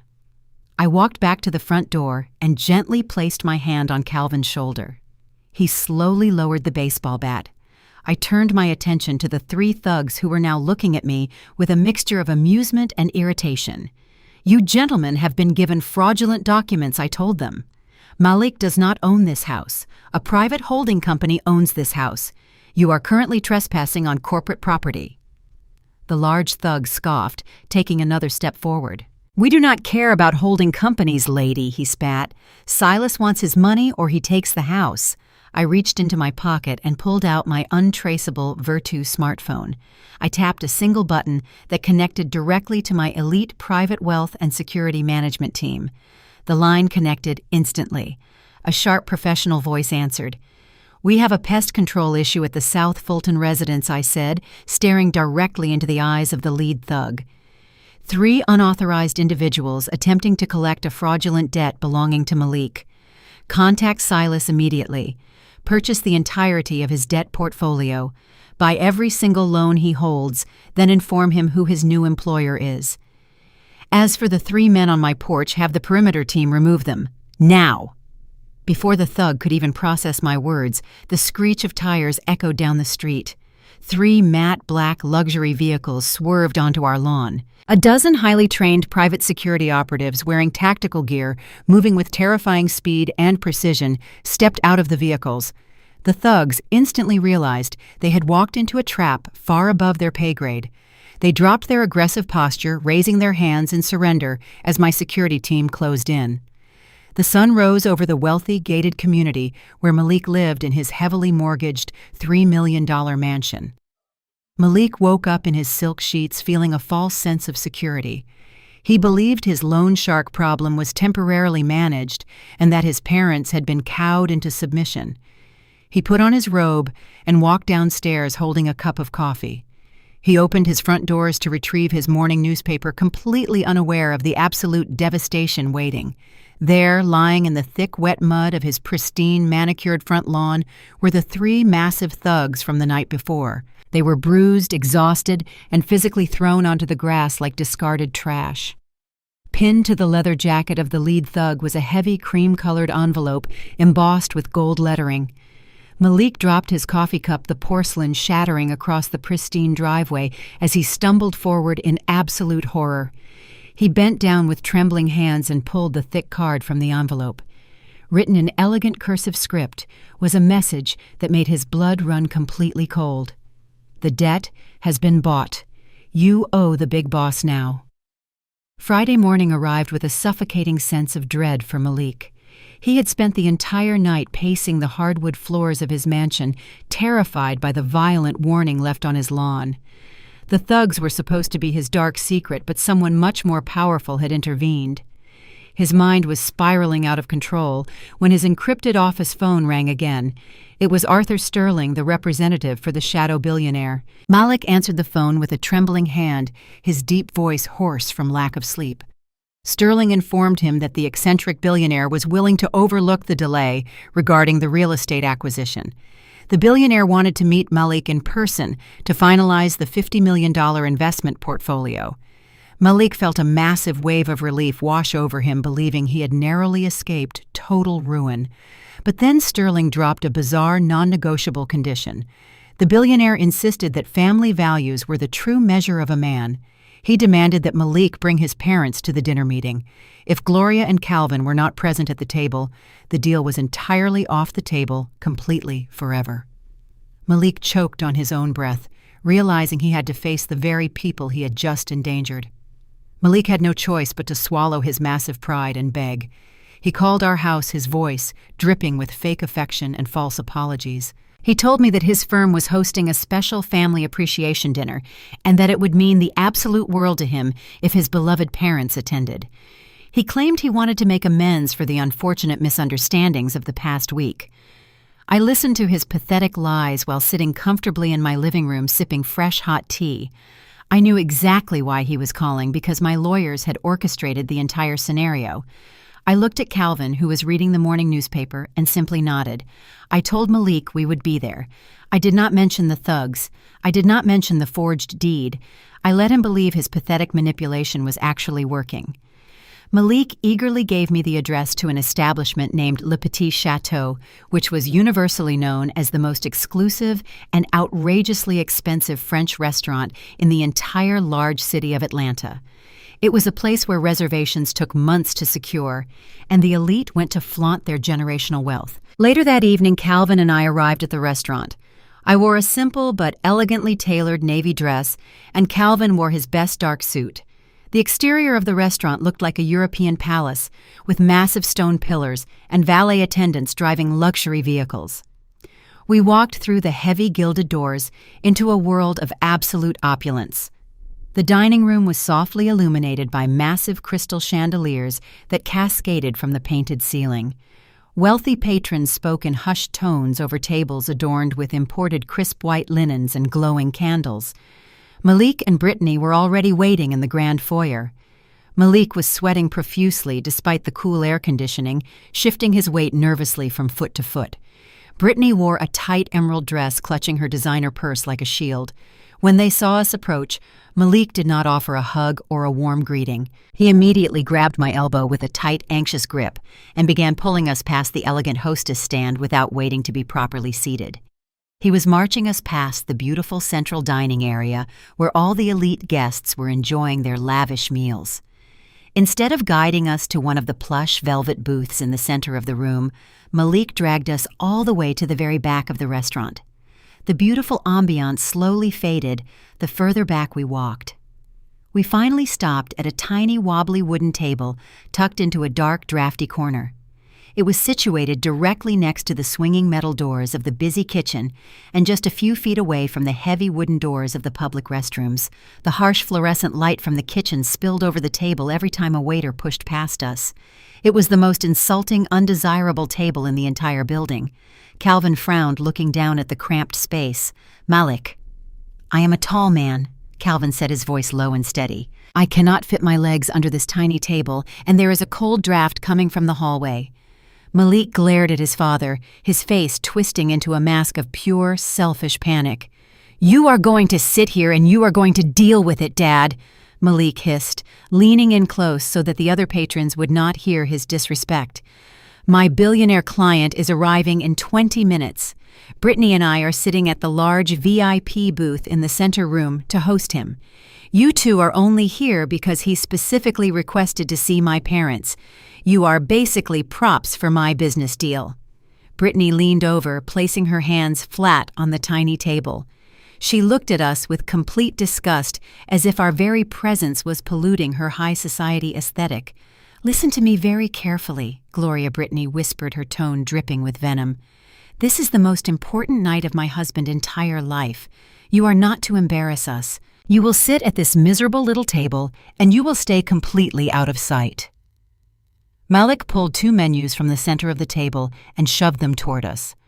"When the waiter comes, you are going to order the cheapest things on this menu," Malik commanded, pointing a trembling finger at the paper. "You will order a side salad and tap water. Do not even think about ordering meat or wine. I am paying for this dinner on a corporate card that is already maxed out, and I just cannot afford your expensive tastes. And most importantly, when my client walks through those doors, you are not to speak to him. Do not make eye contact. Do not tell him about your pathetic little life in South Fulton. You sit here, you eat your lettuce, and you keep your mouths entirely shut. Do you understand me?" I looked at my son, absorbing the profound depth of his cruelty. He had placed us by the toilets and ordered us to starve tonight just to secure his own fortune. I simply smiled a cold, empty smile and nodded slowly. Malik let out a harsh breath of relief, believing he had successfully contained the situation. He and Brittany turned around and hurried back toward the luxurious center of the dining room, leaving us sitting in the cold draft. Calvin looked at me, shaking his head in quiet disbelief. He reached across the small table and took my hand. "I am so sorry," Gloria Calvin murmured. "We do not have to stay here and endure this disrespect. We can leave right now and just let him ruin his own life." I squeezed my husband's hand, feeling the solid, comforting warmth of his skin. "We are not going anywhere, Calvin," I said, my voice completely calm and perfectly steady. "We are going to stay right here and watch the entire show." I opened the heavy leather-bound menu and casually flipped past the cheap appetizers Malik had demanded we eat. I looked toward the center of the room where Malik was nervously arranging the silverware at his massive VIP booth, constantly checking his expensive watch. He was a complete nervous wreck, terrified of losing everything while treating his own flesh and blood like absolute garbage. The sheer hypocrisy of his existence was staggering. I closed the heavy menu and set it down on the table. I sat back in my chair and looked around the busy restaurant. A few waiters rushed past our table carrying trays of steaming food, completely ignoring us. I raised my right hand and executed a single sharp snap of my fingers. The sound was crisp and clear, cutting through the ambient noise of the dining room. Almost instantly, the heavy wooden doors of the private wine cellar swung open. The head sommelier of the restaurant, a tall, distinguished man wearing a tailored tuxedo, stepped out into the dining room. He was holding a massive silver tray covered in dark velvet. Resting on top of this velvet was a dusty glass bottle of vintage wine. The sommelier walked directly toward our dark little corner by the restrooms. Malik saw the sommelier approaching our table, and his eyes widened in absolute sheer terror. He sprinted across the dining room, ignoring the confused stares of wealthy guests. "Stop!" Malik hissed frantically. "Do you know how much that costs? That is a $25,000 bottle of wine. I am not paying for that." The sommelier bowed deeply, ignoring Malik completely. "Compliments of our CEO, specifically for Lady Gloria," he said slowly.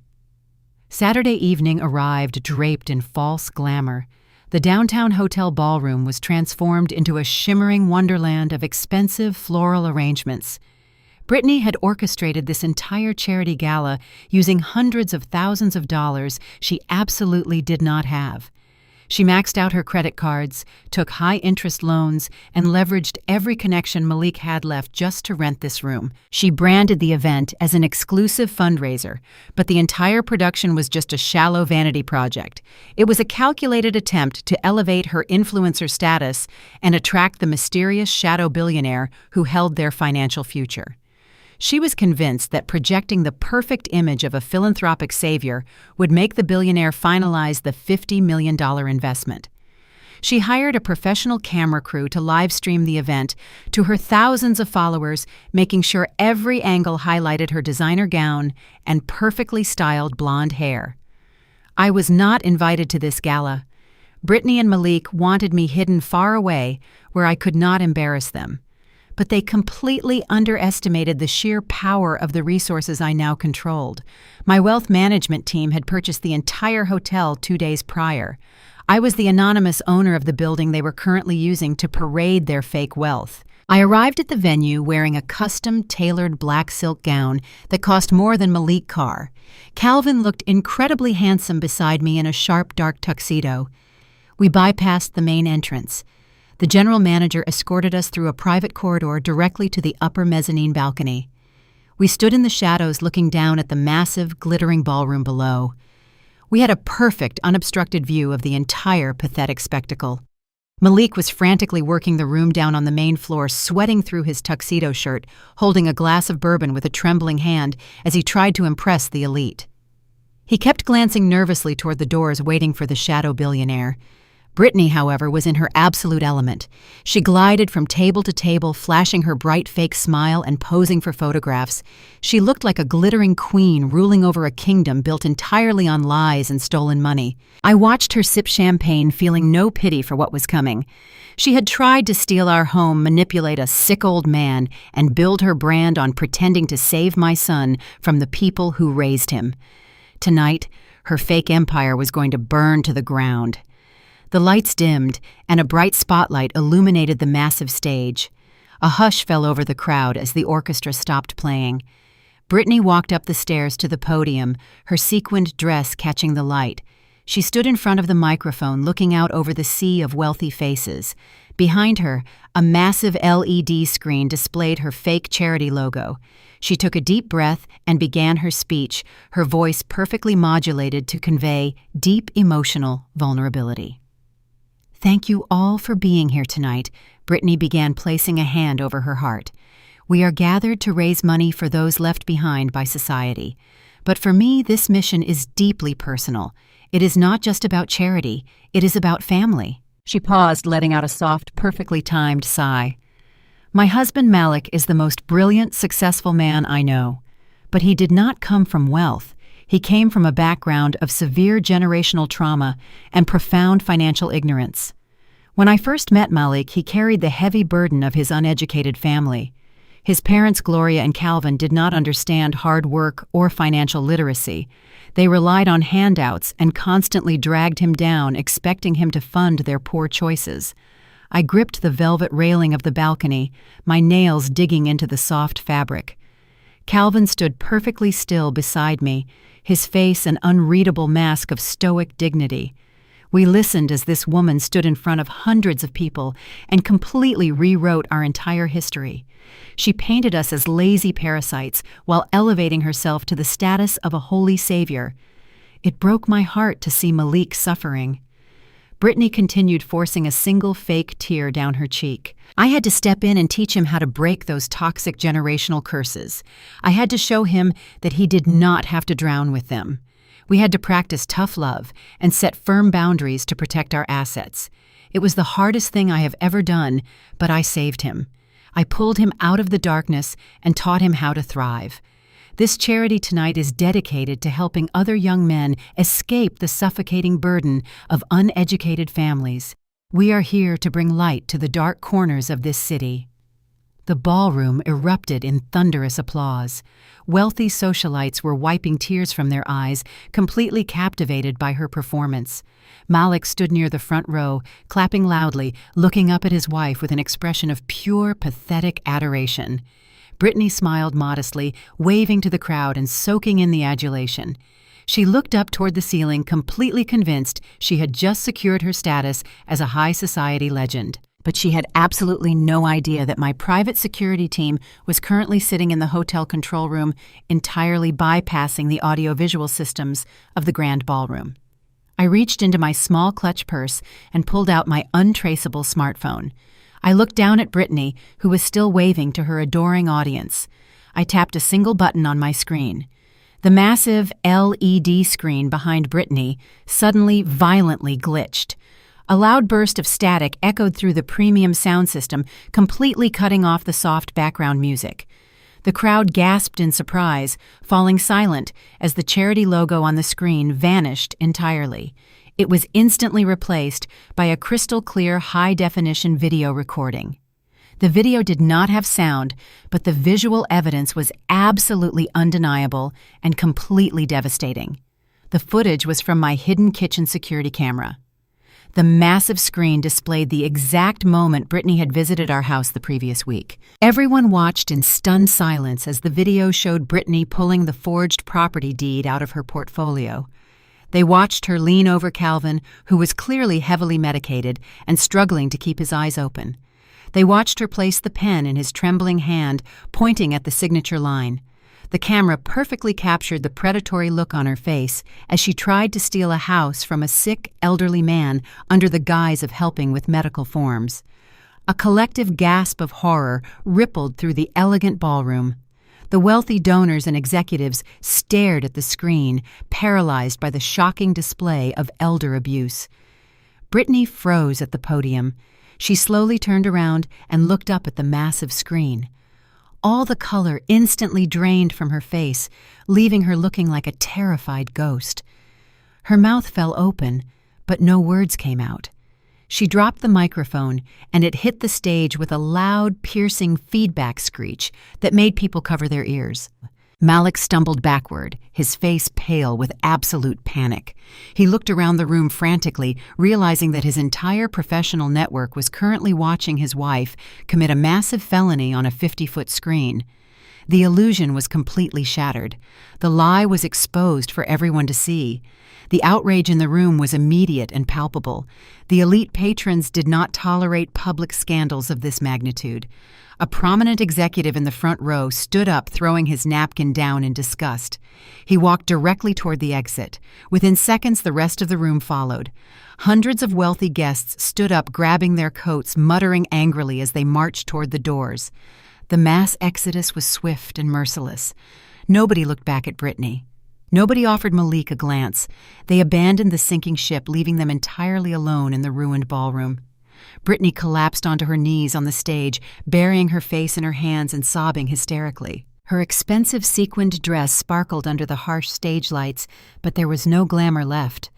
Malik stood frozen in the center of the empty floor, completely surrounded by abandoned tables and half-eaten food. He was a ruined man, drowning in debt, with his entire reputation destroyed in a matter of seconds. I stood looking down at the wreckage of their lives. I did not feel a single ounce of guilt. They built their fragile empire on lies and the exploitation of their family. Now the foundation had cracked and collapsed right on top of them. I turned away, placing my hand on Calvin's arm.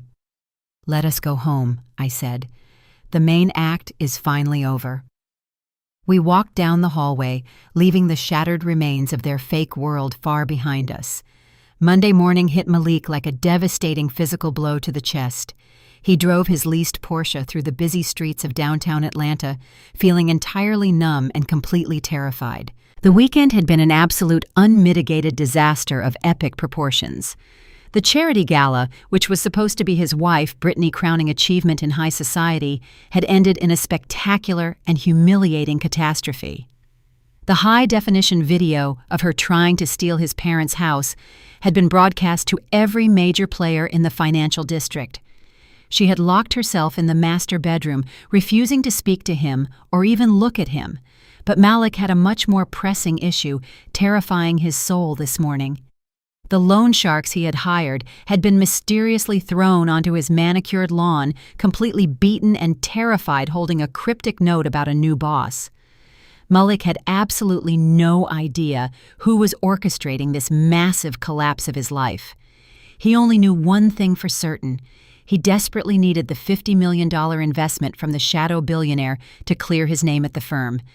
Without that money, he was going to lose his job and face federal prison. He pulled into the underground parking garage of his corporate building, his hands shaking so violently he could barely put the sports car in park. Malik walked into the soaring glass lobby of the financial firm, trying to project an air of confidence he absolutely did not feel. He adjusted his expensive silk tie and forced his shoulders back, hoping to look like a man in total control. But the atmosphere in the building had completely shifted overnight. The security guards who usually greeted him with a warm smile simply stared straight ahead with cold expressions. When he stepped off the private elevator onto the executive floor, the silence was absolutely deafening. His assistant, a young woman who normally had his gourmet coffee ready, was rapidly packing her personal belongings into a cardboard box. She did not even glance up when he walked past her desk. Malik felt a cold knot form tight in his stomach. He walked into his corner office and immediately froze in his tracks. His computer monitor was completely blank. His corporate access cards had been deactivated. Sitting in the center of his pristine glass desk was a single piece of heavy white paper. It was a formal summons to the executive boardroom on the top floor. He checked his heavy gold watch. The meeting was scheduled to begin in exactly 2 minutes. The walk to the top floor boardroom felt like a long march to the execution block. The plush carpet absorbed the sound of his footsteps, but his heart was pounding so loudly he thought everyone in the building could hear it. The walls were lined with oil portraits of the founding partners staring down at him with judgmental eyes. Malik swallowed hard, his throat feeling like dry sandpaper. He pushed open the heavy double mahogany doors and stepped into the massive boardroom. The room was bathed in cold morning light filtering through the floor-to-ceiling windows that overlooked the sprawling Atlanta skyline. Sitting at the far end of the long, polished walnut table were the three most powerful men in the company. Richard and Thomas, his immediate supervisors, sat with their arms crossed over their chests. Sitting in the center was the chief executive officer, a ruthless man named Harrison, who built his entire career on destroying weak brokers and maintaining the pristine reputation of the firm. "Have a seat," Malik Harrison said, his voice carrying the chilling authority of a judge handing down a death sentence.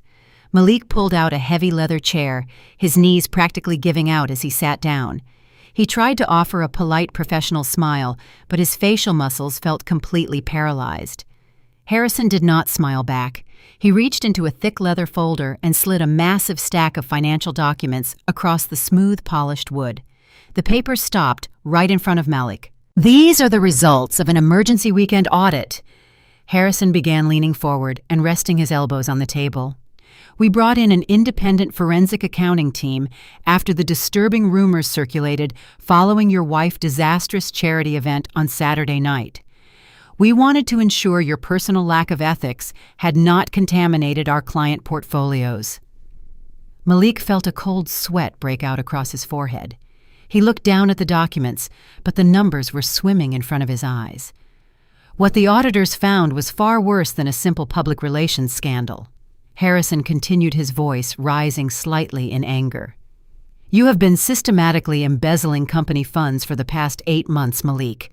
You have been using sophisticated wire transfers to funnel money out of dormant client accounts into an offshore shell company to pay for your luxury cars and your massive mortgage. You leveraged firm assets to secure illegal personal loans. You forged signatures on critical documents. You have committed massive federal wire fraud, and you have exposed this institution to millions of dollars in liability." Richard leaned forward, glaring at Malik with pure, unadulterated disgust. "You are a common thief," Richard spat. "You wore our uniform and used our reputation to steal from the very people who trusted us to protect their wealth. We have already contacted the federal authorities, Malik. They are drafting the arrest warrants as we speak." Malik completely broke down. The arrogant facade he had maintained for years shattered into a million pieces right there in the boardroom. He placed his hands flat on the table and actually pushed himself onto his knees, begging the men who held his fate. "Please, you have to listen to me," Malik pleaded, his voice cracking into a pathetic, high-pitched whine. "I can fix this. I can replace every single dollar I took. You do not understand the extreme pressure I was under to maintain the image of a top-tier broker in this city. I just needed a little time to close a massive deal. I am closing it today. I swear to you on my life I am bringing in $50 million today." Harrison scoffed, rolling his eyes at the pathetic display of cowardice. "You have absolutely no credibility left, Malik. There is no deal to save you." "There is a deal," Malik yelled, desperately pulling out his phone. "I have been speaking with a representative named Arthur Sterling. He represents a highly reclusive international billionaire. They promised me a $50 million portfolio injection this week. We had a dinner meeting arranged on Friday night. I jumped through all their hoops. I did everything they asked me to do, including bringing my parents to a dinner meeting to prove my family values.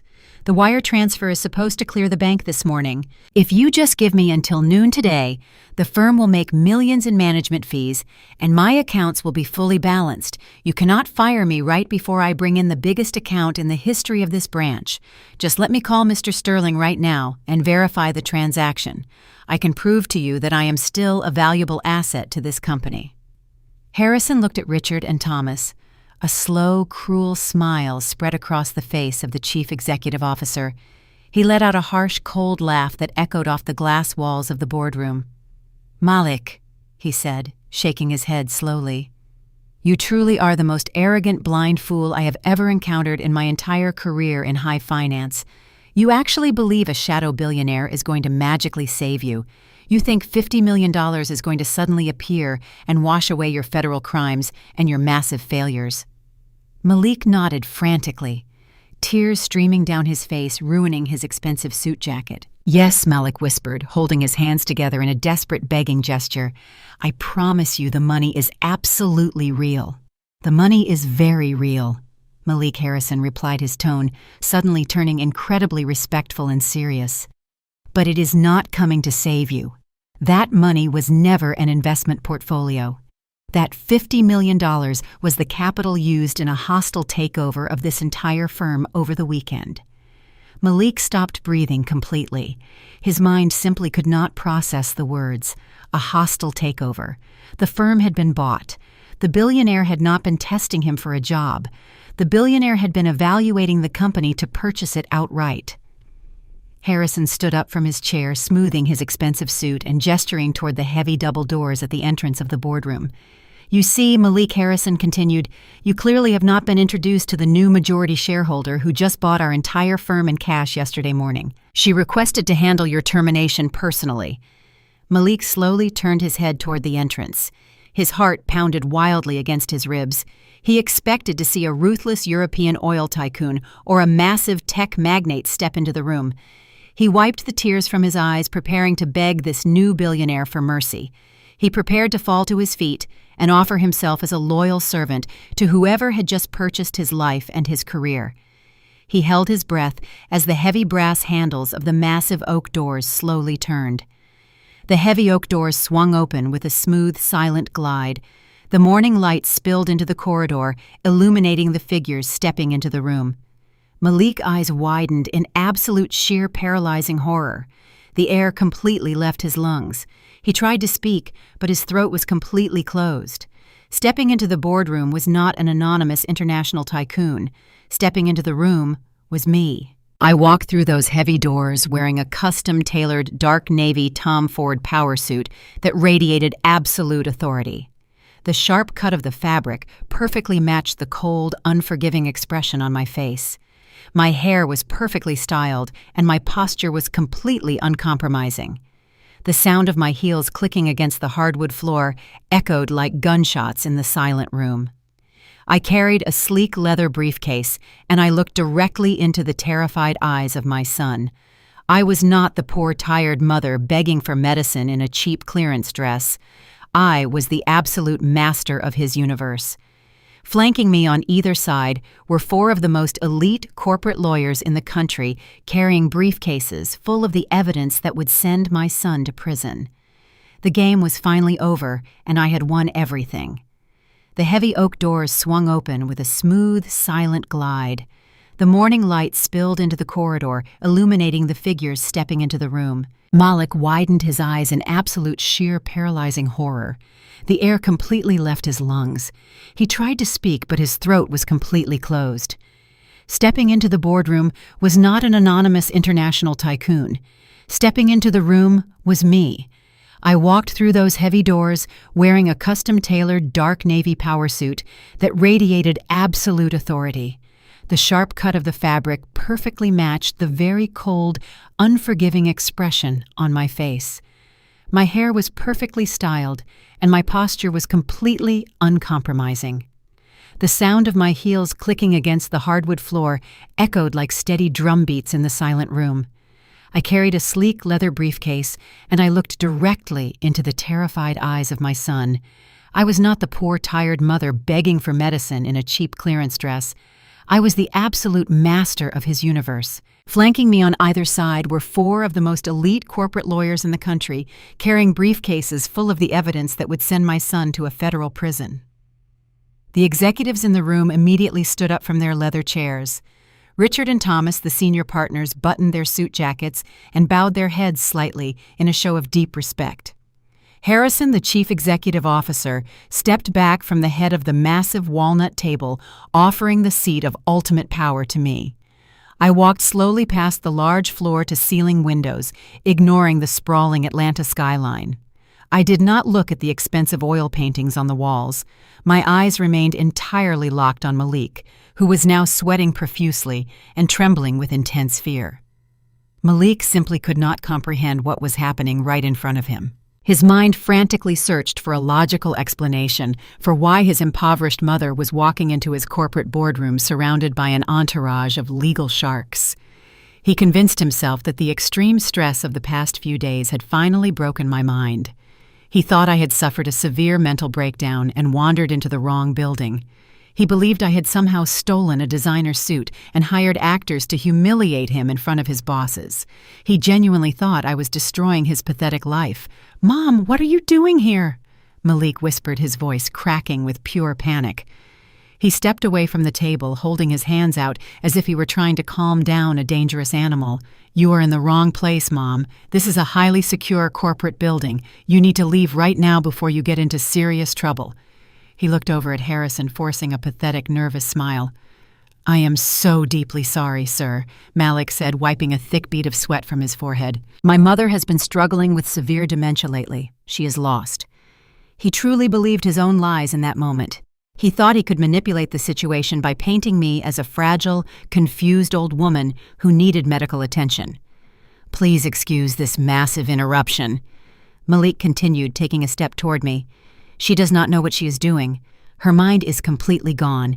I will personally escort her back to her cheap house in South Fulton. We can resume the audit meeting as soon as I return. Just please do not let this embarrassing family issue affect my standing in the firm or the upcoming $50 million investment." I did not stop walking. I did not say a single word in response to his pathetic, insulting lies. I simply glided past him, entirely ignoring his outstretched, trembling hand. I reached the head of the massive table and slowly lowered myself into the plush leather executive chair. My 4 lawyers immediately took their positions, standing like silent, imposing statues behind my shoulders. I placed my sleek leather briefcase flat on the polished walnut surface. I folded my hands, resting them elegantly on the table. I sat there in total silence, waiting for Malik to completely dig his own grave. Malik watched me sit in the chair of the majority shareholder, and his initial confusion instantly morphed into blinding hot rage. He felt profoundly humiliated, and he blamed me for ruining his final chance at saving his career. His face flushed a deep, angry red, and the veins in his neck began to bulge. He lost all sense of professional decorum and reverted to the spoiled, arrogant child he truly was. "What is wrong with you?" he shouted, his voice echoing loudly off the glass walls. "Get out of that chair right now. You are ruining my entire pathetic life." He stormed toward the table, slamming his hands down on the polished wood. "You have always been jealous of my success," Malik screamed, his eyes wide with unhinged fury. "You could never stand the fact that I made something of myself while you and Dad stayed poor and pathetic. You came here today to sabotage my career just because I refused to give you a handout for some stupid pills. Well, it is not going to work. I am not going to let a crazy old woman destroy everything I have built." "Security!" he yelled, turning toward the heavy doors.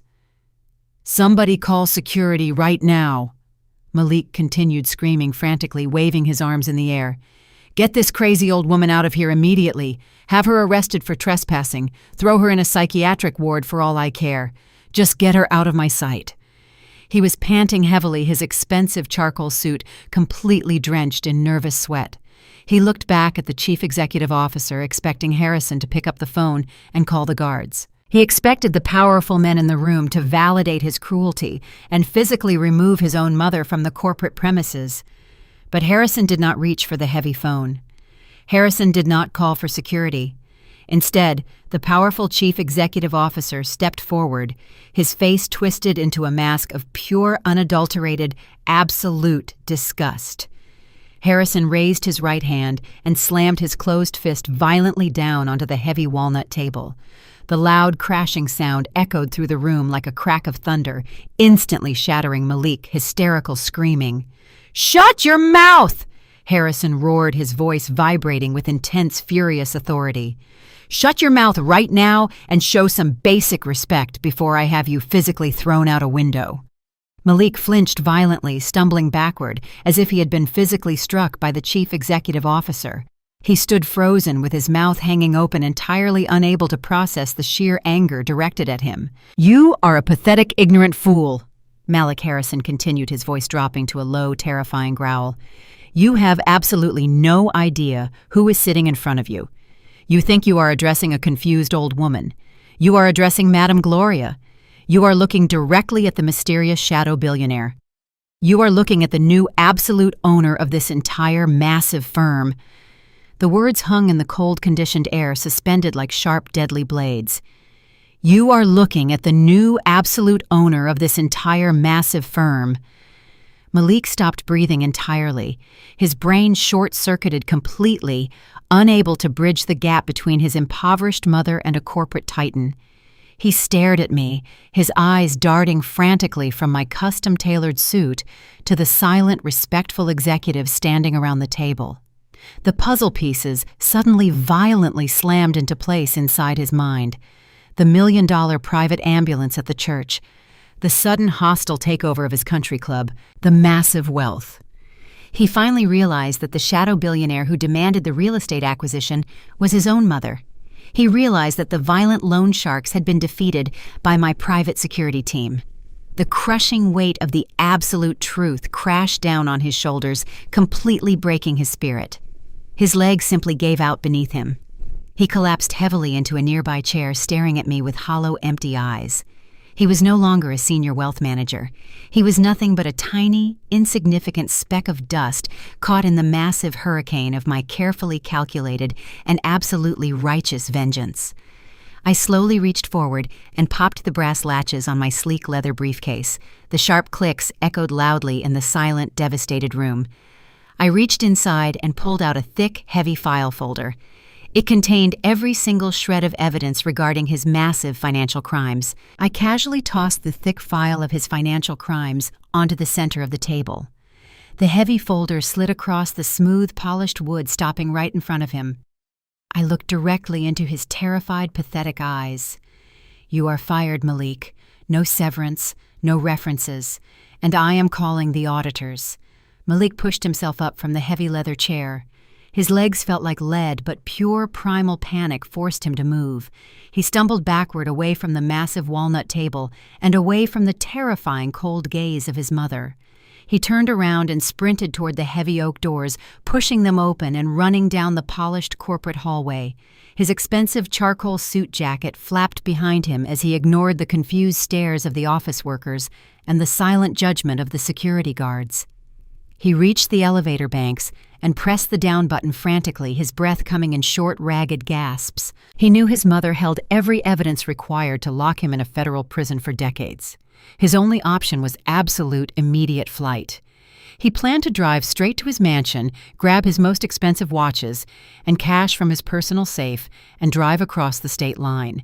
He would leave his massive debts and figure out the rest later. The elevator doors opened, and he practically fell inside. The rapid descent made his stomach churn violently. When the doors opened again, he sprinted across the concrete floor toward his leased Porsche. He fumbled with his keys before unlocking the heavy car door. He slid into the custom leather seat and slammed his foot on the gas pedal. The luxury sports car roared to life as he sped out of the garage and into the bright daylight.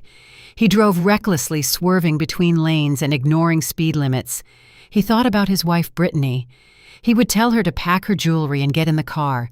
If she argued, he would simply leave her behind. The drive to his exclusive gated community usually took 30 minutes, but Malik made it in 15. He approached the towering wrought iron gates of his neighborhood, expecting them to open smoothly as they always did. But the gates were already wide open. A police cruiser sat inside the entrance, its red and blue lights flashing silently. Malik felt a cold wave of dread wash over him as he slowed the Porsche down, creeping past the police vehicle. Malik turned onto his pristine, tree-lined street, and his heart stopped completely. Parked directly in front of his $3 million mansion were two massive commercial moving trucks. A second police cruiser was parked on the manicured grass near the driveway. Men wearing matching gray uniforms were walking in and out of the massive front doors. They were carrying heavy furniture, expensive artwork, and large cardboard boxes. Malik slammed the brakes, parking the Porsche haphazardly in the middle of the street. He opened the door and stumbled out onto the pavement, completely unable to process the absolute chaos unfolding on his own property. Then he heard the screaming. It was a hysterical sound, echoing across the perfectly landscaped lawns. Malik looked toward the front yard and saw his wife, Brittany. She was completely unhinged, wearing a designer bathrobe, her blonde hair messy. She was running barefoot across the wet grass, chasing after a mover who was carrying an armful of her incredibly expensive designer handbags. She grabbed the mover by the shoulder, trying to wrestle the bags away from him. "Those are mine!" Brittany shrieked, her voice cracking with pure desperation. "You cannot take those. They cost $20,000 each. Put them down right now, you absolute thief!" The mover simply stepped around her, walking steadily toward the open back of the massive truck. A police officer immediately stepped forward, placing a firm hand on Brittany's arm, holding her back. "Ma'am, you need to step away from the workers," the officer said in an authoritative tone. "We have valid court orders for the immediate seizure of all assets on this property.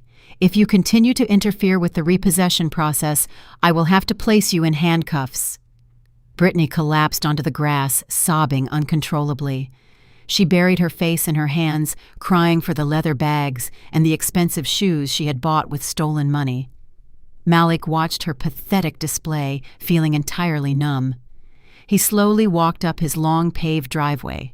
He saw movers carrying out his expensive flat-screen televisions and antique leather chairs. Everything he had bought to prove his worth to the world was being casually tossed into the back of a dirty moving truck. The illusion of his wealth was completely stripped away, leaving nothing but a hollow, empty shell. He wanted to scream and demand answers, but his throat was completely dry. He felt a deep, terrifying sinking sensation in his chest. He realized that this was not a standard bank foreclosure. Banks moved slowly, sending letters and negotiating terms. The absolute military precision of this operation, the immediate police presence, and the total seizure of all personal property bore the undeniable signature of a much higher power. It bore the signature of the woman he had just left sitting in the corporate boardroom. As if answering his silent, terrified realization, a tall, sharply dressed man, wearing an impeccable gray suit, carrying a sleek black leather briefcase, emerged from the front doors.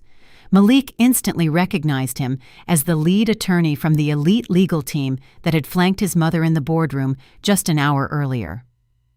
The lawyer walked down the wide stone steps with an air of complete calm, ignoring the chaotic scene around him.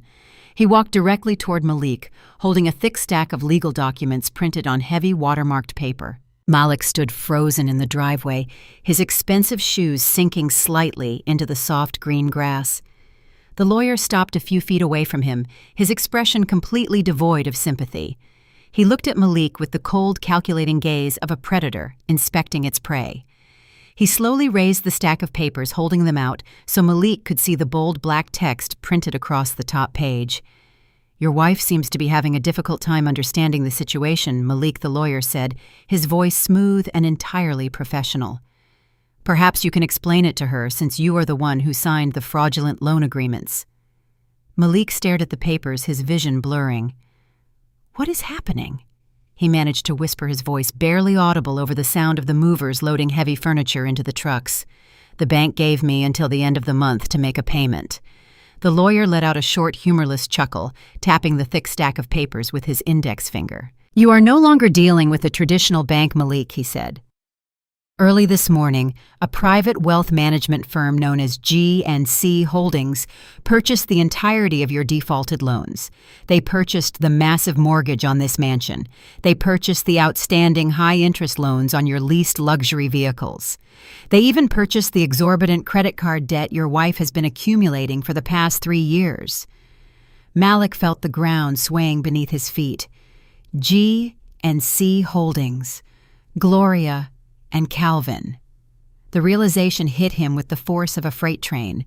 His mother had not just bought his corporate firm to fire him. She had systematically purchased every single piece of debt he owed in the entire world. She owned his house cars and absolute freedom. The new owner exercised the immediate acceleration clause buried in your original loan agreements. The lawyer continued reading from the top document. "Due to your multiple defaults and the evidence of massive financial fraud, all outstanding balances became due in full immediately. Since you cannot produce the several $million required to clear your accounts, the holding company has initiated a total asset seizure to recoup their losses. This includes all property, vehicles, valuables, and personal items purchased with the defaulted funds." Malik looked past the lawyer, watching a mover carry out the large oil painting he had bought for his living room. He watched another worker driving his wife's white Range Rover out of the garage, preparing to load it onto a flatbed tow truck. His entire world was being systematically dismantled, piece by expensive piece, right in front of his eyes. "You cannot do this." Malik whimpered, his voice completely breaking. "I have rights and I need time to find a lawyer. You cannot just throw me out on the street with absolutely nothing." The lawyer smiled a cold, ruthless smile that sent a shiver down Malik's spine. "You have absolutely no rights left to exercise," the lawyer replied, stepping closer to Malik. "You used fraudulent documents to secure these loans and lied about your assets. The police officers are only here to ensure a peaceful transfer of property, but the federal authorities are currently waiting for you downtown. You are entirely out of time, Malik. G&C Holdings bought your defaulted loans. This property now belongs to Madame Gloria. Get off her lawn before she has you arrested for trespassing." The sun began to set over the sprawling city of Atlanta, casting long, dark shadows across the cracked pavement. Malik and Brittany had spent the last 8 hours wandering the streets in an absolute daze of shock and complete despair. They had absolutely nothing left. Their bank accounts were entirely frozen. Their credit cards were declined at a cheap roadside motel. Their cell phones had been confiscated by the federal authorities as evidence of corporate fraud. Every single one of their wealthy friends from the exclusive country club had immediately abandoned them the moment the news of the massive foreclosure broke. People who had gladly drank their expensive champagne just days ago now pretended they did not even know their names. They were entirely destitute and completely homeless. Malik was still wearing the same tailored charcoal suit, but it was now terribly wrinkled, stained with sweat, and covered in dust. He had lost his expensive silk tie somewhere along the highway. Brittany was in an even worse state. She had been forced to abandon her designer high heels because they gave her terrible bleeding blisters. She was walking barefoot on the rough concrete, her feet covered in dirt and scratches. Her expensive blonde hair was a tangled mess, and her perfect makeup was smeared across her face from hours of hysterical crying. They had to take 3 different public buses just to get to the south side of the city. The humiliation of riding public transportation with common people had broken whatever fragile pride Brittany had left. They walked down the familiar street in South Fulton, a neighborhood they had previously mocked and despised. Now it was their absolute last resort. They had nowhere else to go. They were forced to return to the very people they had treated like absolute garbage. The evening air was thick and humid as they finally approached the modest single-story house on Elm Street. The neighborhood was quiet and peaceful. The sounds of children playing in the distance and dogs barking filled the warm air. It was a stark contrast to the absolute chaos and total destruction they had just experienced. Malik stopped at the edge of the property, completely out of breath.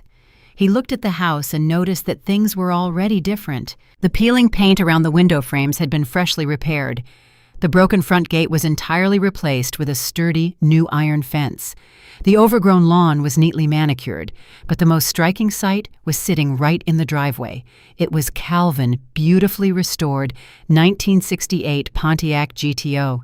The classic car gleamed under the warm evening light, its custom paint job reflecting the setting sun.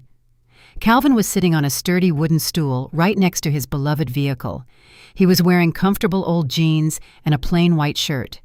He held a soft microfiber cloth in his calloused hand, slowly and methodically polishing the chrome bumper. He looked completely relaxed. He looked entirely healthy. The new heart medication had worked perfectly, and his breathing was steady and calm. He was humming an old soul song quietly to himself, completely at peace with the world. He did not look like a man who had almost died in a church parking lot just a few days ago. He looked like a king resting in his own quiet kingdom. Malik felt a massive lump form in his completely dry throat. He remembered how he had tried to break into this exact house to steal his father's retirement bonds. He remembered how he had refused to give him $3,000 for life-saving pills. The intense guilt and overwhelming shame finally crashed down on him. Malik slowly opened the new iron gate. The hinges were completely silent. He walked up the driveway with Brittany limping pathetically right behind him.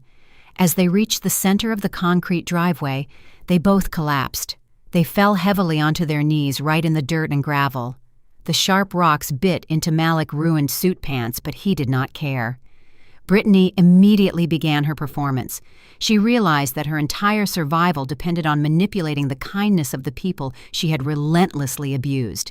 She threw her hands over her face and let out a loud, dramatic wail. "Oh, Calvin," she cried, her voice echoing across the quiet yard. "Please forgive us. We have lost absolutely everything. The authorities took the house and the cars and all my beautiful things. We have nowhere to sleep tonight. We are so incredibly sorry for everything that happened." She crawled forward in the dirt, reaching her dirty hands out toward Calvin. "You are a man of God, Calvin," she sobbed, tears streaming down her dirty face.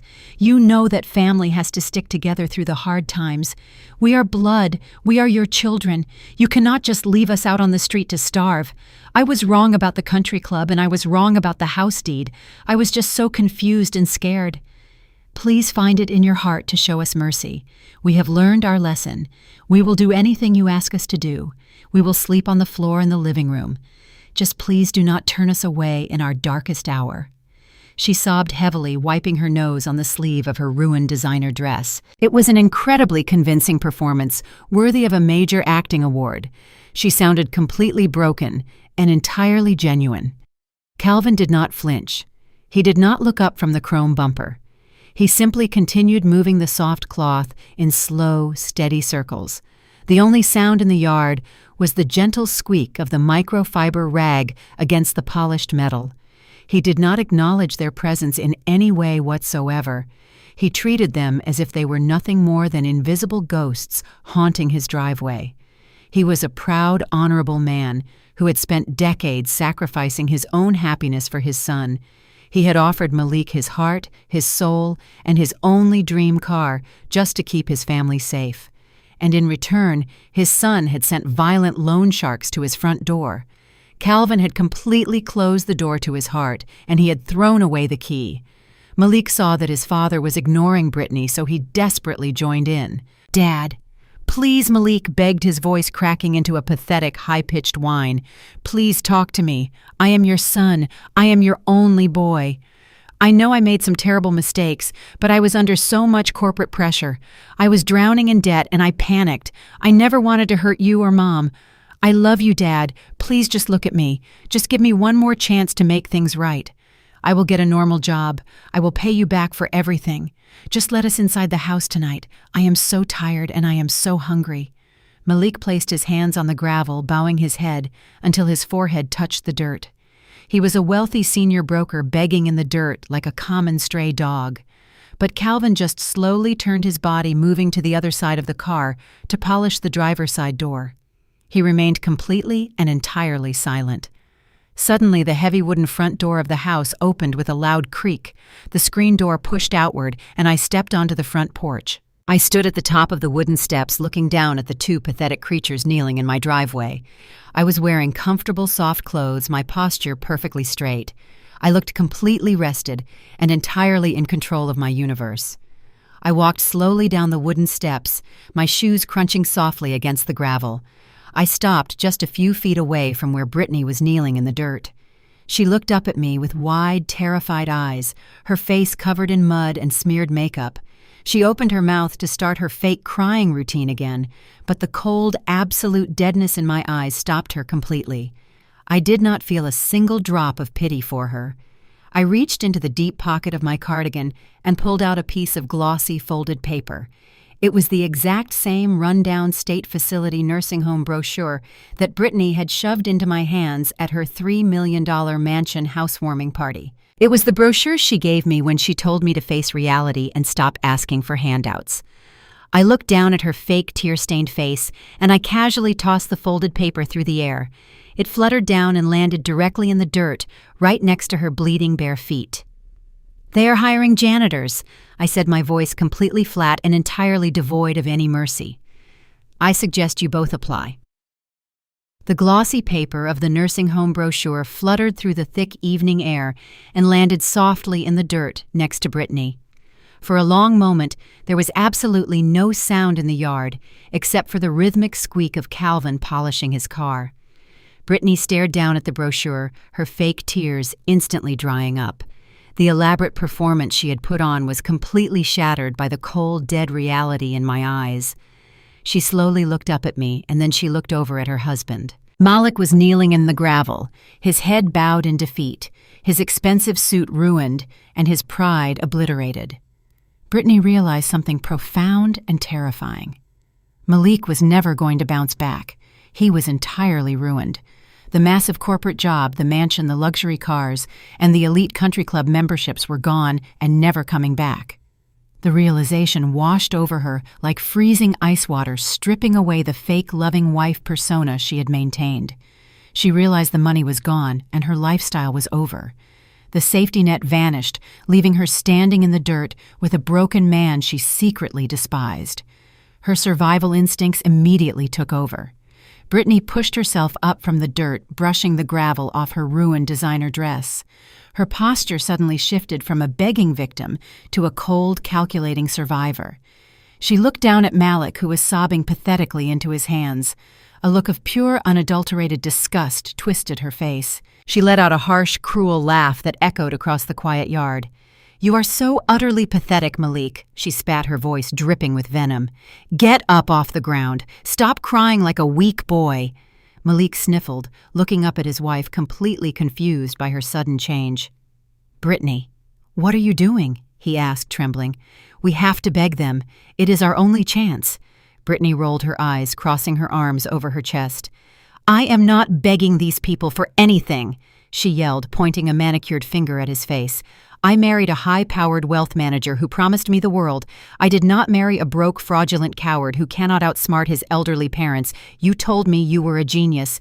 You told me we were untouchable. But you are nothing. You are a complete failure. You lost everything and you are dragging me down. I refuse to let your mistakes ruin my life." Malik stared at her, his jaw dropping in absolute shock. "Brittany, please," he whispered, reaching a dirty hand out toward her. "I love you. We can start over. We can rebuild together." Brittany let out another harsh laugh, stepping back so his dirty hand would not touch her dress. "Rebuild together," she mocked, her voice rising in pitch. "Are you completely insane? I am 35 years old, Malik. I am a luxury lifestyle influencer. I cannot build a brand living in a cheap apartment and working a minimum wage job while you fight federal fraud charges. I only stayed with you because of the mansion and the money. You were my ticket into high society, and now you are just a massive liability. I am not going down with your sinking ship." Malik knelt in the gravel, completely paralyzed by her cruel words. The woman he had stolen for, embezzled for, and ruined his family for was abandoning him the exact second his bank accounts were frozen. He sacrificed his flesh and blood to keep her happy, and she did not actually care about him. The betrayal stung worse than the financial ruin. He realized he traded unconditional love for the shallow affection of a social climber. Just then, the deep purr of a powerful engine broke the silence. A sleek silver sports car pulled up directly in front of our house. The tinted window rolled down, revealing an older, wealthy gentleman wearing a designer polo shirt. It was one of the senior investors from the country club, the same man Brittany had been shamelessly flirting with during the dog birthday party. She always kept a backup plan waiting in the wings. The older man did not look at Malik or me. He unlocked the passenger door and waited. Brittany looked at the car, and a relieved smile washed over her face. She turned back to Malik for the final time. She reached down and grabbed her left hand. She gripped the massive diamond wedding ring that Malik bought with stolen corporate funds.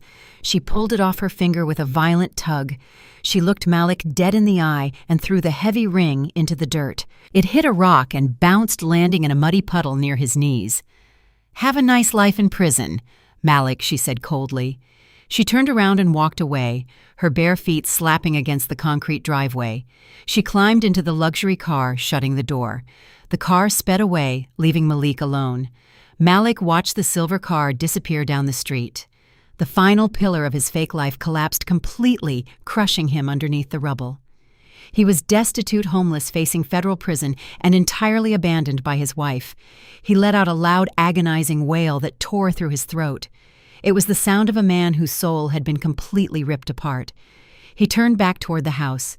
He saw Calvin still silently polishing the car, completely ignoring the dramatic scene. Then he looked up at me.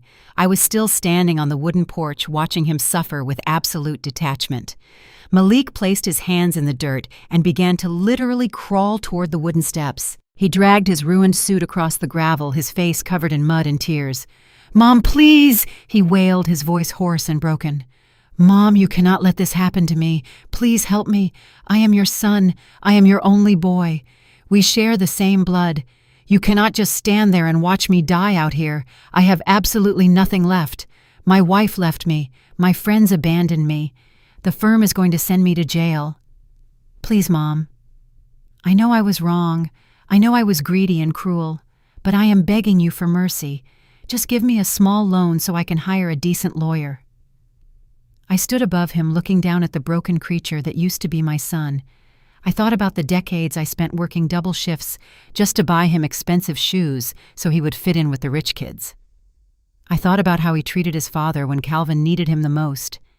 I thought about the sheer arrogance he displayed when he told me to get better financial literacy while sipping champagne. He was not crying because he felt genuine remorse. He was only crying because he had been caught and punished. If he had secured the $50 million investment, he would still be laughing at us from his glass office. I did not feel a single shred of maternal instinct. That part of my heart had been burned away, leaving only cold, hard justice. I reached my hand into my custom designer leather bag. I bypassed the sleek cell phone and the expensive keys. My fingers wrapped around a thick stack of crisp paper money. I had gone to the bank earlier that morning and withdrawn a very specific amount of cash for this exact moment. I pulled the stack of money out of my bag, bound by a simple paper band. I held the cash in my hand, looking down at Malik, who was looking up at me with a desperate glimmer of hope in his wet eyes. He thought the sight of his tears had melted my heart. I looked him dead in the eye, my expression entirely unreadable. I held the stack of cash out over the railing of the porch. I opened my fingers and let the money fall. The thick stack of crisp $100 bills tumbled through the air. It landed with a soft thud right in the wet mud directly in front of his face. The pristine green paper immediately soaked up the dirty brown water. Malik stared at the money, completely confused. I spoke with a quiet, terrifying calm that echoed loudly in his ears. "Here is exactly $3,500, I said, staring down at him. "That is the exact amount of the medical copay you refused to give your father when his heart was failing. You told me you had your own overhead to worry about, and that we were a burden. Well, now the burden is entirely yours. You asked for money, and here it is. Use it to hire a cheap public defender. I do not care what you do with it. Here is the copay you refused your father. Buy some decency with it." The thick stack of crisp $100 bills lay completely submerged in the muddy puddle at my feet. The evening sky above South Fulton suddenly cracked open, and a heavy torrential rain began to fall. The warm, thick drops hit the concrete driveway and washed over the dirt, turning the ground into a slippery, dark mess. Malik remained on his knees, staring blankly at the ruined money. His tailored charcoal suit was completely soaked, clinging to his trembling body. He was shivering not just from the sudden cold rain, but from the absolute finality of the moment. I did not look at him anymore. I turned around and walked slowly up the wooden steps of the porch. The creak of the old wood beneath my feet sounded like a final goodbye to the life I had known for 40 years. Inside the house, Calvin was already moving with quiet efficiency. He had packed our essential belongings into 3 large leather suitcases. We were not taking the old worn furniture or the faded photographs that documented a family that no longer existed. We were leaving the past exactly where it belonged. Calvin stood near the front hallway, looking incredibly distinguished in a tailored dark overcoat. He looked around the small living room one last time, taking in the cracked plaster walls and the drafty windows. We had struggled in this house. We had cried in this house. But today, we were finally leaving this house forever. Calvin placed his warm hand on the small of my back, guiding me toward the front door. "We are ready, Gloria," he said softly. "Our new life is waiting for us." I nodded and opened the front door just as two massive, sleek, black luxury utility vehicles pulled up to the curb. The heavy rain pounded against their tinted windows. 4 men wearing immaculate dark suits and discreet earpieces stepped out into the storm holding large black umbrellas. They were part of my elite private security and domestic staff. They moved with absolute military precision, walking up our driveway and completely ignoring the pathetic figure of my son kneeling in the mud. 2 of the men walked up the porch steps respectfully, taking the heavy leather suitcases from Calvin. They carried our luggage down to the vehicles, loading everything with careful, practiced movements. Malik watched the men handling our expensive luggage. He blinked rapidly through the heavy rain, his mind desperately trying to formulate a new plan of survival. He realized that Calvin and I were completely abandoning the property. We were leaving the house empty. A sudden twisted glimmer of hope sparked in his dark, terrified eyes. He thought about the warm, dry living room and the soft bed in his old childhood room. He thought that if we were leaving, he could simply walk inside, lock the doors, and claim squatter rights. He convinced himself that the house still belonged to him in some twisted moral way because he grew up there. He believed he could just take shelter and hide from the federal authorities who were actively hunting him down. Malik pushed himself up from the muddy gravel, slipping slightly as he found his footing. He wiped the wet dirt from his face, leaving dark brown streaks across his cheeks. He took a deep, ragged breath and began marching toward the porch. "I am going inside," he yelled, his voice cracking over the loud sound of the pouring rain. "This is my childhood home. You cannot just leave it empty and let me freeze to death out here in the storm. I have legal residency rights. I am going to stay here until I figure things out." He tried to push past the 2 staff members who were returning to the house for the final bags. He lowered his shoulder, trying to barge his way onto the wooden stairs, but Malik had completely underestimated the absolute level of protection I now commanded. The 2 staff members stepped back smoothly, allowing the true muscle of my security detail to handle the situation. From the shadows of the large oak tree in our front yard, 2 massive private bodyguards stepped forward. They were towering mountains of muscle wearing tight black tactical clothing that repelled the rain. Their faces were entirely devoid of any emotion.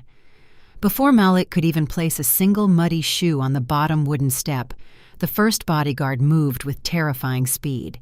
He reached out with a massive gloved hand and grabbed Malik firmly by the collar of his ruined suit jacket. The bodyguard did not throw a punch or use excessive violence. He simply lifted my son entirely off the ground. Malik's feet dangled uselessly in the air, his expensive leather shoes kicking desperately against the heavy rain. He let out a loud, pathetic squeak of panic as the bodyguard turned him around. "You do not have authorization to enter this property," the bodyguard said, his voice deep and completely flat, sounding like a machine. "The premises are now permanently closed." With a single effortless motion, the massive bodyguard tossed Malik backward. My son flew through the heavy rain and crashed violently back down into the muddy gravel. He landed hard, splashing dirty water directly into his own face. He rolled over, clutching his bruised shoulder, groaning in absolute agony. The 2 bodyguards immediately stepped forward, forming an impenetrable human wall at the base of the wooden stairs. They stood perfectly still, the rain bouncing off their broad shoulders, staring down at Malik with cold, calculated intimidation.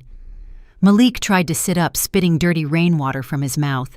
He looked up at the 2 massive men and realized that his final pathetic plan had completely failed. He could not fight them. He could not manipulate them. He was entirely locked out of the only safe haven he had left in the entire world.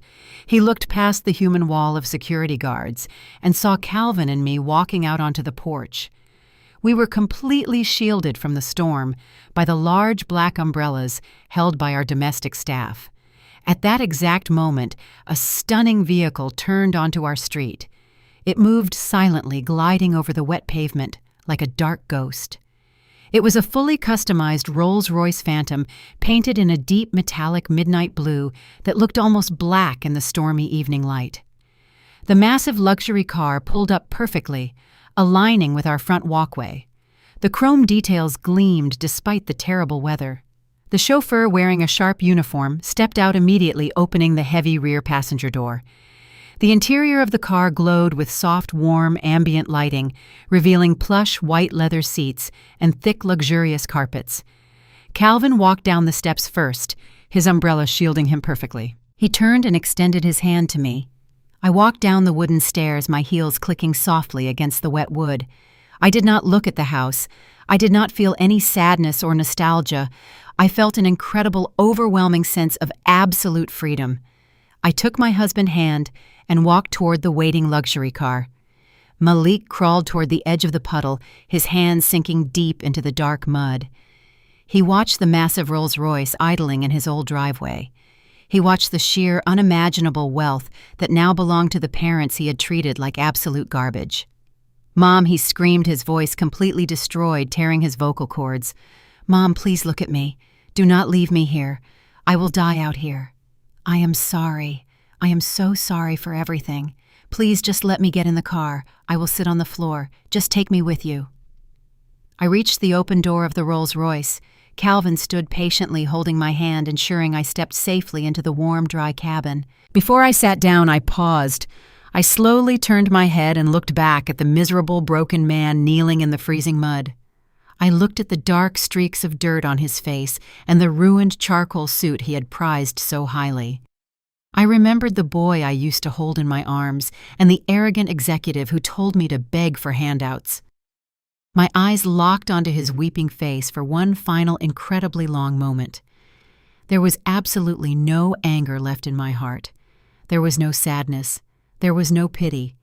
My eyes were completely and entirely empty of love. He was nothing but a stranger fading into the background of my old life. I did not say a single word. I turned my head away gracefully, sliding into the plush white leather seat of the luxury car. Calvin climbed in right behind me, gently pulling the heavy door shut.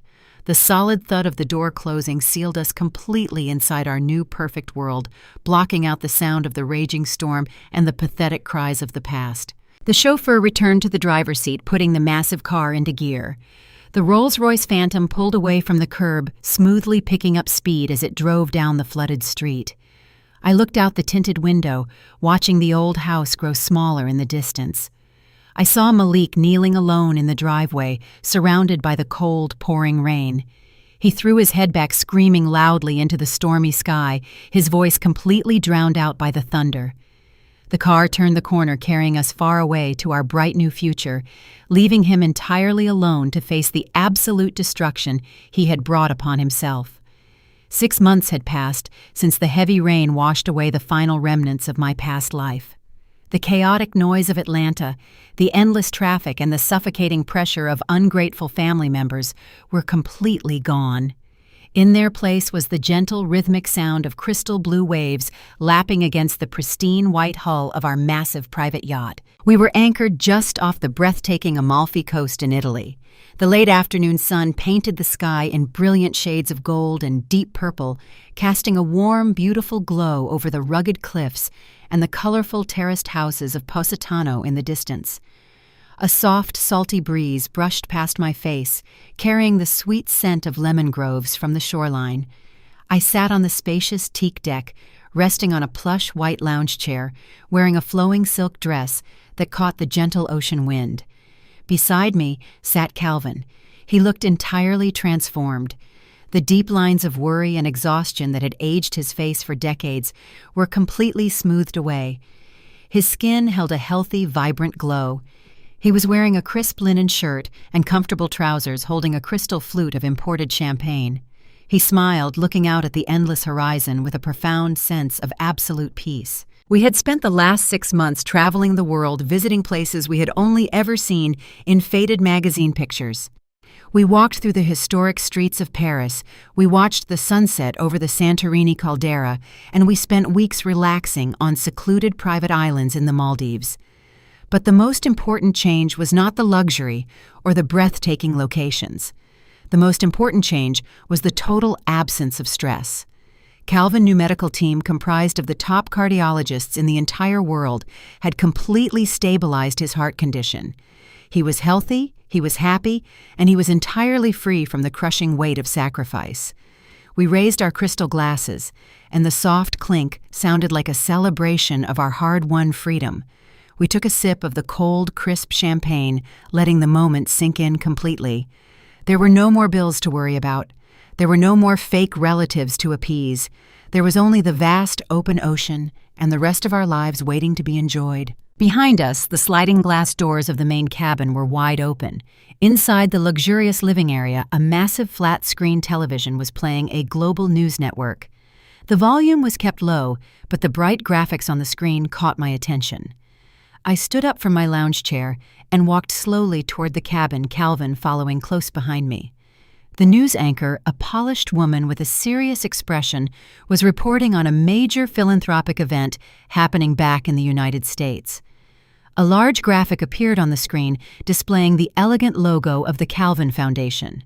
It was the charitable organization we had established shortly after liquidating Malik Firm and securing our absolute financial dominance.